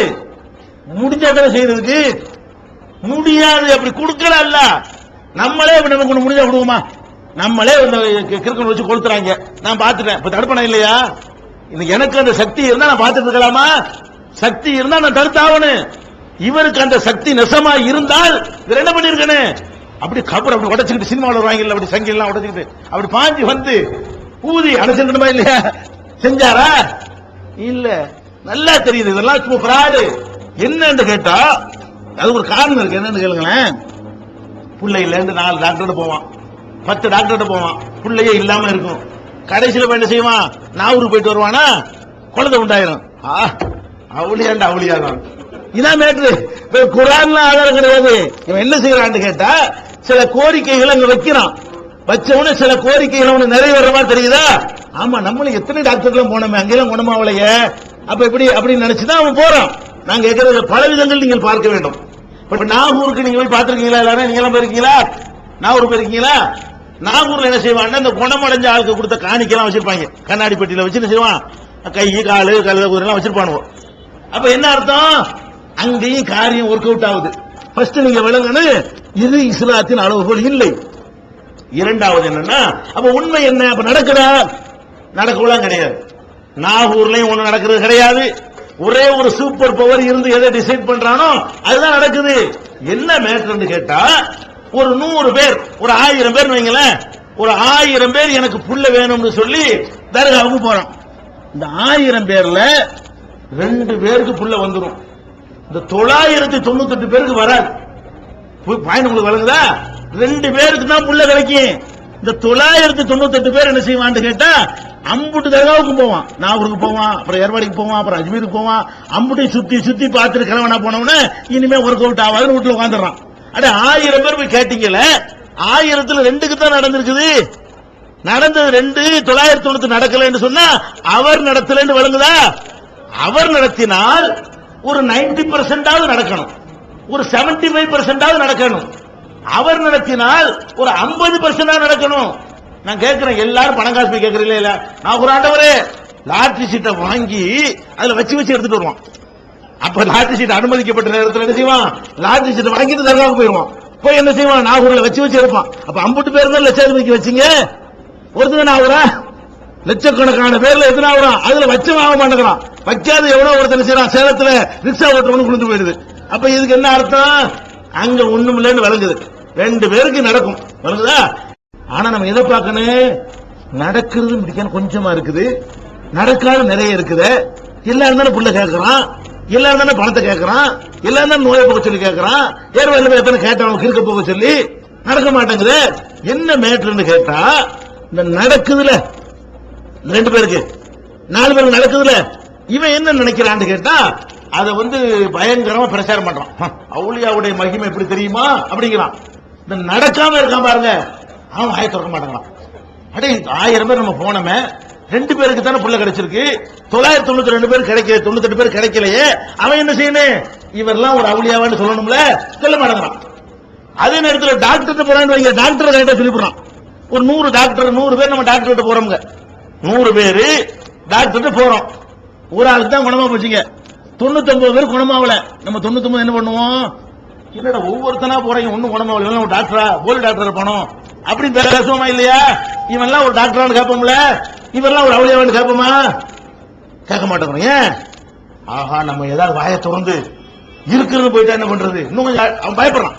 இந்த 2 பேரு 2000 பேருக்கு பிரச்சாரம் பண்ணி போடுறான். இந்த நடக்காம இருக்கிறான் பாருங்க, அவன் என்ன பண்றான்னு கேட்டா வாயை மூடிக்கிட்டு இருக்கான். அதுல இந்த 2 பேர் சொல்றதுதான் பரவிக்கிட்டே இருக்கிறது. இந்த 998 பேர் வாயை திறக்க மாட்டாங்க, பயப்படுறான். ஏதோ ஆயிருமோ, ஏதோ புள்ள இல்லைன்னு விட்டுட்டு நம்ம அதை ஏதாவது சொல்ல போய் பொண்டாட்டி போயிட்டாங்க பண்றது. இப்ப புள்ள இல்ல தவிச்சிட்டு போயிருவோம், அப்படியே அவ குறை சொல்லி பொண்டாட்டி போயிட்டா பண்றது, புரிஞ்சு போயிட்டா, இப்படி பயந்துகிட்டு என்ன பண்றான்? வாயை திறக்க மாட்டேங்கிறான். அப்ப என்ன மேட்ரு ஏன் நடக்குதுன்னு கேட்டா, இந்த இஸ்லாம் மார்க்கம் எல்லாத்துக்கும் தீர்வு சொல்லுது. நாகூர்ல எப்படி நடக்கிறது என்றால் இஸ்லாத்தில் பதில் இருக்கிறது. ஒவ்வொன்றுக்கும் ஒரு டைம் பிக்ஸ் பண்ணிருக்கான். அல்லாஹ் தரணும்னு சொன்னா, எனக்கு நோய் வருதுங்க, நோய் குணமாகிறதுன்னு மட்டும் அல்லாஹ் எழுத மாட்டான். இவனுக்கு 2008ஆம் ஆண்டு ஜனவரி மாசம் 7ஆம் தேதி இவனுக்கு குணமாகும் என்று எனக்கு எழுதிடுவான். உதாரணத்துக்கு எனக்கு ஒரு பயங்கரமான நோய் இருக்குன்னு உதாரணத்துக்கு வச்சுக்கிறேங்க, அது நான் என்னென்னமோ பண்ணி பாக்குறேன். அல்லாஹ் என்ன முடிவு பண்ணிருக்கான்? இவனுக்கு 2007ல 2008ஆம் ஆண்டு தான் இவனுக்கு குணமாகும், ஜனவரியில தான் குணமாகும், ஜனவரி 8ஆம் தேதி தான் குணமாகும் அப்படின்னு அல்லாஹ் எனக்கு எழுதிட்டான்னு சொன்னா, அந்த 8ஆம் தேதி அன்னைக்கு நான் நாகூர்ல இருந்தா அவர் குணமாக்கணும்னு நினைச்சுக்கிறேன். நான் ஏர்வாடிக்கு போனா அவரும் நினைச்சுக்கிறேன். அப்ப நமக்கு எந்த நேரத்தில் அல்லாஹ் குணமாகும் என்று எனக்கு எழுதுகிறானோ அந்த நேரத்தில் நம்ம எங்க இருக்கிறோமோ அதுல முடிச்சு போட்டுக்கிறானே தவிர அவர் பண்ணுவது கிடையாது. ஒவ்வொன்றுக்கும் ஒரு பிக்ஸ், அல்லாஹ்வுடைய எல்லாமே ஒரு டைம் போட்டு பிக்ஸ் பண்ணப்படுகிறது. லா யஸ்தகதிமூன ஸாஅத்தன் வலா யஸ்தகிரூன், ஒரு வினாடி முந்த மாட்டார்கள், ஒரு வினாடி பிந்த மாட்டார்கள். இந்த அடிப்படை நீங்க வழங்கிட்டீர்களே. ஆனால் ஒரு பழமொழி சொல்லுவாங்க, விட்டவன் விலகும் போது தொட்டவன் கெட்டிக்காரன். இந்த கிராமத்தில் வைத்தியர்கள் சொல்ற பழமொழி என்ன பழமொழி? விட்டவன் விலகும் போது, விட்டவன் அல்ல, நோயை விட்டவன் தானே, விட்டவன் விலகும் பொழுது அவன் அல்லாஹ் எப்ப விலகணும்னு நினைக்கிறானோ அவன் விலகி கொண்டவுடனே ஒரு ஆள் கையை பிடிப்பாரு, ஒரு சின்ன ஒரு குளிகையை தருவாரு, குணமாயிரும். கெட்டிக்கார டாக்டர். நம்ம என்ன செஞ்சிருவோம்? அந்த விட்டவன் எப்ப விலகுறானோ அப்ப எவன் தொடுறானோ அவன் கெட்டிக்கார டாக்டர் ஆயிரும். இதான் மேட்ரு. இந்த அடிப்படையில தான் தர்காவுல அல்லாஹ் இல்லங்கிறவன அவனும் குணமாயிரும். நான் கேட்கிறேன், தர்காவுல போனவன 1000 பேர் போனா 2 பேர் கிடைச்சு போயிடுது. கோயிலுக்கு போனா கிடைக்குது, சர்ச்சுக்கு போனா கிடைக்குது. ஒண்ணுக்கு போகாம இருக்கிறான் அவனும் கிடைக்குது. அவன்ல 1000 பேர் இருந்தா அவனுக்கு 2 பேர் கிடைக்குது. அப்ப இதுல என்ன விளங்குறோம்? எல்லாத்துலயும் ஒரு சதவீதம் கிடைச்சிட்டு இருக்குன்னு சொன்னா இது அனைத்தையும் சேர்த்து ஒருங்கிணைக்கக்கூடிய ஒரு சூப்பர் பவர் இது தீர்மானிக்கிறான். யாருக்கு குழந்தை இல்லைன்னா அறவை இல்லைன்னு அர்த்தம் கிடையாது. ஒருத்தர் அறவை இல்லைன்னு முடிவு பண்ணிருப்பான், சில பேர் 10 வருஷம் கழிச்சு கொடுத்து முடிவு பண்ணிருப்பான், சில பேர் 5 வருஷம் கழிச்சு கொடுக்கணும்னு முடிவு பண்ணிருப்பான். அந்தந்த நேரத்தில் நம்ம எங்க இருக்கிறோமோ அதுல நம்ம முடிச்சு போட்டுக்கிறோம். இப்ப இதனால ஏகத்துவத்துக்கு பாதிக்கலாமா? இதுக்காண்டி தர்கா வழிபாடு நியாயமாக்கலாமா? மறுமை நமக்கு பாழாகி போயிடும். இந்த மாதிரி உதாரணத்தை காட்டுவார்கள். அடுத்து என்ன செய்வாங்கன்னு கேட்டா, இதை நியாயப்படுத்தக்கூடிய வாதங்களை சொல்றேன். ஏகத்துவத்தை எதிர்க்கக்கூடியவர்கள் என்ன மாதிரி எல்லாம் சொல்லி நம்மளை தடம்பொருளை செய்கிறார்கள் என்பதற்கு இன்னொரு விஷயம் என்னன்னு கேட்டா, கனவு. இது பயங்கரமான ஆதாரம். முக்கால்வாசி தர்கா கனவுல தான் உண்டாக்கப்பட்டுச்சு. இந்த தர்கா கட்டினான அந்த அவுளியா யாருன்னு அவனுக்கு தெரியாது. கனவுல நான் இங்கதான் அடங்கி இருக்கிறேன், எனக்காக தர்கா கட்டுன்னு சொல்லியிருப்பானா. உடனே காசை போட்டு என்ன செய்யறதை வசூல பண்ணி தர்கா கட்டி போடுறாங்க. இந்த கனவுகள்ல வரக்கூடிய காட்சி அவுளியா ஆபரேஷன் பண்றலாம் பாக்குறாங்க. பொய்யெல்லாம் அவங்க சொல்ல ரசனா பொய் சொல்ல மாட்டான். ஒரு மூமின் பொய் சொல்ல மாட்டான். வயிற்று படுத்து கிடப்பாங்க. கனவுல ஒரு ஆள் என்ன செய்வாரு, நான் சாவலின் காசாண்டு அடுத்து ஆபரேஷன் பண்ற மாதிரி தெரியுமா, காலையில குணமான மாதிரி தெரியுமா. இவன் என்ன பண்ணிடுறான், அவுளியா வந்தார், கனவுல வந்தார், ஆபரேஷன் பண்ணிட்டு போயிட்டாரு. அப்ப அந்த கன்ஃபார்ம் ஆயிட்டான் நம்பிக்கை. அதாவது குர்ஆன்ல இப்படி இருக்கான்னு பார்க்க மாட்டாங்கிறான், ரசூலுல்லாஹ் இதை அனுமதிச்சிருக்காங்கன்னு பார்க்க மாட்டாங்கிறான். எதை பார்க்கறான், நம்ம கனவுல பார்த்தோமே பச்சைத்தலை பக்கத்தில் வந்தார்ல அப்படின்னு சொல்லி அதையே ஆதாரமா எடுத்துக்கொண்டு அவன் அதை நம்பிடுறான். அப்ப இந்த கனவை பத்தி நீங்க எப்படி எடுத்துக்கொள்ளணும்? இஸ்லாம் மார்க்கத்துல கனவில் நீங்கள் ஒன்றை கண்டால் அதை எந்த இடத்தில் வைக்கணும், இதை விளங்குனா உங்களை யாரும் வழிகெடுக்க இயலாது. கனவை பொறுத்த வரைக்கும் மார்க்கத்தில் என்ன சொல்லப்படுதுன்னா, கெட்ட கனவுன்னு ஒரு கனவு இருக்கு மார்க்கத்தில், நல்ல கனவுன்னு ஒரு கனவு இருக்கிறது. நல்ல கனவுனா என்ன? நல்ல கனவு என்றால் எதிர்காலத்தில் உங்களுக்கு நடக்க இருக்கிற நல்ல விஷயங்களை முன்கூட்டியே சொல்லி தருவதற்கு பேர் நல்ல கனவு. இப்ப எனக்கு ஒரு குழந்தை பெற போதுன்னு வைங்களேன், 5 வருஷமா குழந்தை இல்லாம இருப்பேன், எனக்கு ஒரு குழந்தை தன்னுமெல்லாம் நினைச்சிருப்பான். கனவுல பார்த்தா அடிக்கிற குழந்தைய தூக்குற மாதிரி, கொஞ்சிற மாதிரி, அந்த குழந்தைய விளையாடுற மாதிரி கனவு வந்துகிட்டே இருக்கும். அப்ப இது என்ன மேட்ரு, எனக்கு ஒரு குழந்தை வரப்போகுது என்ற ஒரு செய்தியை அல்லாஹ் என்ன செய்யறான், ஒரு விதமாக நமக்கு சொல்லி தருகிறான். நபிகள் நாயகம் ஸல்லல்லாஹு அலைஹி வஸல்லம் சொன்னாங்க, லம் யபுக மினன் நுபுவத்தி இல்லல் முபஷிராத். நபி இறை செய்திருக்கிற நபித்துவம் அதுல இருந்து எதுவுமே மிச்சமாகலை, முடிந்து விட்டது. ஆனால் நற்செய்தி கூறக்கூடியவர்கள் மாத்திரம் மிச்சமாக இருக்கிறது அப்படின்னு சொல்றாங்க. அப்ப சஹாபாக்கள் கேட்கிறாங்க, அது என்ன நற்செய்தி கூறக்கூடியது என்ன? உமல் முபஷிராத். அப்ப ரசூல் ஸல்லல்லாஹு அலைஹி வஸல்லம் சொல்றாங்க, அர்ருயா சாலிஹா, நல்ல கனவு. நல்ல கனவு மூலமாக உங்களுக்கு எதிர்காலத்தில் நடக்கக்கூடிய ஒரு விஷயத்தை அல்லாஹ் உங்களுக்கு சொல்லி தருவான். உதாரணமா எடுத்துக்கொண்டீர்களே, ஆனால் யூசுப் நபி இருக்கிறாங்க. யூசுப் நபியை ஒரு கனவு அல்லாஹ் காட்டுறான். எப்படி காட்டுறான்? யூசுப் நபிக்கு 11 சகோதரர்கள், அது மாதிரி ஒரு வாப்பா ஒரு உம்மா, தாய் தந்தை இருக்கிறாங்க. அல்லாஹ் கனவுல காட்டுறான், யூசுப் நபி உட்கார்ந்து இருக்கிறாங்க, 11 நட்சத்திரங்கள் அவருக்கு பணிவிடை செய்யுது, ஒரு சூரியனும் சந்திரனும் பணிவிடை செய்யுது. அப்ப இது என்னன்னு அவருக்கு விளங்கல ஆரம்பத்துல. பிறகு என்ன ஆச்சு தெரியுமா? எதிர்காலத்தில் ஒரு ராஜாவாயிடுறாரு, எகிப்துக்கு போய் விற்கப்பட்டு அந்த நாட்டுக்கு அவரே மன்னர் ஆயிடுறாரு. மன்னர் ஆன உடனே அவருடைய கூட பிறந்த 11 பேரும் அவருடைய ஆளுகை கீழே வர்றாங்க, அவருக்கு சேவகம் செய்யக்கூடிய வர்றாங்க. பெற்ற தாய் தந்தையரும் அவர் ராஜாண்டு கொண்டாடக்கூடிய அளவுல வர்றாங்க. அப்ப ராஜாண்டு மரியாதைக்குரியவர் ஆகிறாரு. அவருக்கு கீழே அவருடைய தாய், அவருக்கு கீழே அவருடைய தந்தை, அவருக்கு கீழே அவருடைய உடன்பிறப்பு. இது எப்படி எல்லாம் சொல்லி காட்டுறான்? நட்சத்திரத்தை காட்டி, சந்திரனை காட்டி, சூரியனை காட்டி, எல்லாமே யூசுப் நபிக்கு பணிகிற மாதிரி காட்டுறான். அப்ப இதுல என்ன மெசேஜ் இருக்கு? எதிர்காலத்தில் யூசுப் நபியின் கீழே தான் தாய் தந்தை அண்ணன் தம்பி தான் இருப்பாங்க, அவர் தான் மேலே இருப்பாரு அப்படிங்கிற செய்தி அவருக்கே கனவுல எல்லாம் என்ன செய்யறான், காட்டுறான். ஆட்சிக்கு வந்தவுடனே அவரை சொல்லி காட்டுறாரு, ஹாதா தவீல் ரூயாய, இதுதான் நான் கண்ட கனவுடைய விளக்கம். அப்ப எதிர்காலத்தில் நடக்கக்கூடிய விஷயங்களை சில பேருக்கு அல்லாஹ் நாடினால் கனவு வழியாக அதை உணர்த்துவான். யாருக்கு உணர்த்துகிறானோ அவருக்கு அது விளங்கும். அல்லாஹ் நமக்கு உணர்த்தினா விளங்குற மாதிரி தான் உணர்த்துவான். இது யார்ட்டையும் விளக்கம்லாம் கேட்க வேண்டியது இல்லை. கனவுக்கு விளக்கம்னு கேட்ட உளறி நம்ம நாசமாகி போயிருவானுவோ. கனவுக்கு நீ விளக்கம்லாம் கேட்க வேணாம், உனக்கு விளங்குறா 2வது நாள் வரும், 3வது நாள் வரும். அல்லாஹ் விளக்குறதுக்கு முடிவெடுத்து விட்டான் என்று சொன்னால் அது பூரா உனக்கு விளக்காம விட மாட்டான். இது ஒரு கனவு இருக்கிறது. இப்படி இல்லாத கனவுகள் எல்லாம் கெட்ட கனவுகள். எப்படி கனவு? என் தலையை அறுக்கிற மாதிரி கனவு காண்றது, மலத்தை திங்கிற மாதிரி கனவு காண்றது, கடல்ல விழுந்து சாவுற மாதிரி கனவு காண்றது, ஒரு ஆளை கொல்ற மாதிரி கனவு காண்றது, சாராயம் குடிக்கிற மாதிரி கனவு காண்றது, இதெல்லாம் என்னது? இதெல்லாம் கெட்ட கனவு, ஷைத்தானுடைய விளையாட்டுகள். இந்த மாதிரி அதை கண்டீர்களேயானால் அவுது பில்லாஹி மினஷ் ஷைத்தானிர் ரஜீம் சொல்லிட்டு இடது பக்கம் துப்பிட்டு பேசாம படுத்துருங்க. இவ்வளவுதான் மார்க்கத்தில் உள்ளதுங்க. அப்ப நீங்க என்ன பண்றீங்க? கனவுல தர்கா கட்டணும்னு கட்ட போறீங்க. தர்கா கட்டுறதுங்கிறது என்னது? உனக்கு கடவுளை கட்டல வருமா? செய்திகள் தான் புள்ள பிறக்கும், வசதியா போக மெசேஜ் வருமே தவிர இன்னதை செய்யி இன்னதை செய்யாது என்று என் கனவுல வருது. அதான் குர்ஆன்ல வந்துருச்சு. எல்லாம் எது எது செய்யணுமோ அதெல்லாம் குர்ஆன்ல வந்துருச்சு. எது எது செய்யணுமோ அது ரசூலுல்லாஹ் சொல்லிட்டாங்க. எது எது செய்யக்கூடாதோ அது குர்ஆன்ல வந்துருச்சு. எது எது செய்யக்கூடாது ரசூலுல்லாஹ் சொல்லிவிட்டாங்க. இதை செய்யி இதை செய்யாதுன்னு சட்டம் இல்லாம கனவுல வரும். அப்ப கனவுல வந்து சாராயம் குடினா குடிச்சிருவீங்களா? நான் கேட்கிறேன், கனவுல உங்க பிள்ளை அறுக்கிற மாதிரி கனவு கண்டிய, அப்ப என்ன பண்ணுவீங்க? தர்கா கட்டுற மாதிரி என்ன அது மட்டும் பண்ணிப்படுறீங்க. கனவுல உங்க பிள்ளை அறுக்கிற மாதிரி பண்ணா போட்டு அறுப்பீங்களா? அப்ப அதெல்லாம் கவனமா இருக்கிறீங்க. அப்ப துன்யாவுல ரொம்ப கவனமா இருப்பாங்க, மார்க்கத்துல போட்டு விட்டுருவாங்க. உலக விஷயத்துல ரொம்ப கேர்ஃபுல்லா இருப்பாங்க. இருக்கிற சொத்தை எல்லாம் ஏழைக்கு தர்மம் செய்யற மாதிரி கனவு காண்றீங்க. காலைல வந்தவன தண்டலை போட்டு அள்ளிட்டு போங்கன்னு சொல்லுவீங்களா? அதெல்லாம் சும்மா கனவு, இதெல்லாம் கனவு தானே.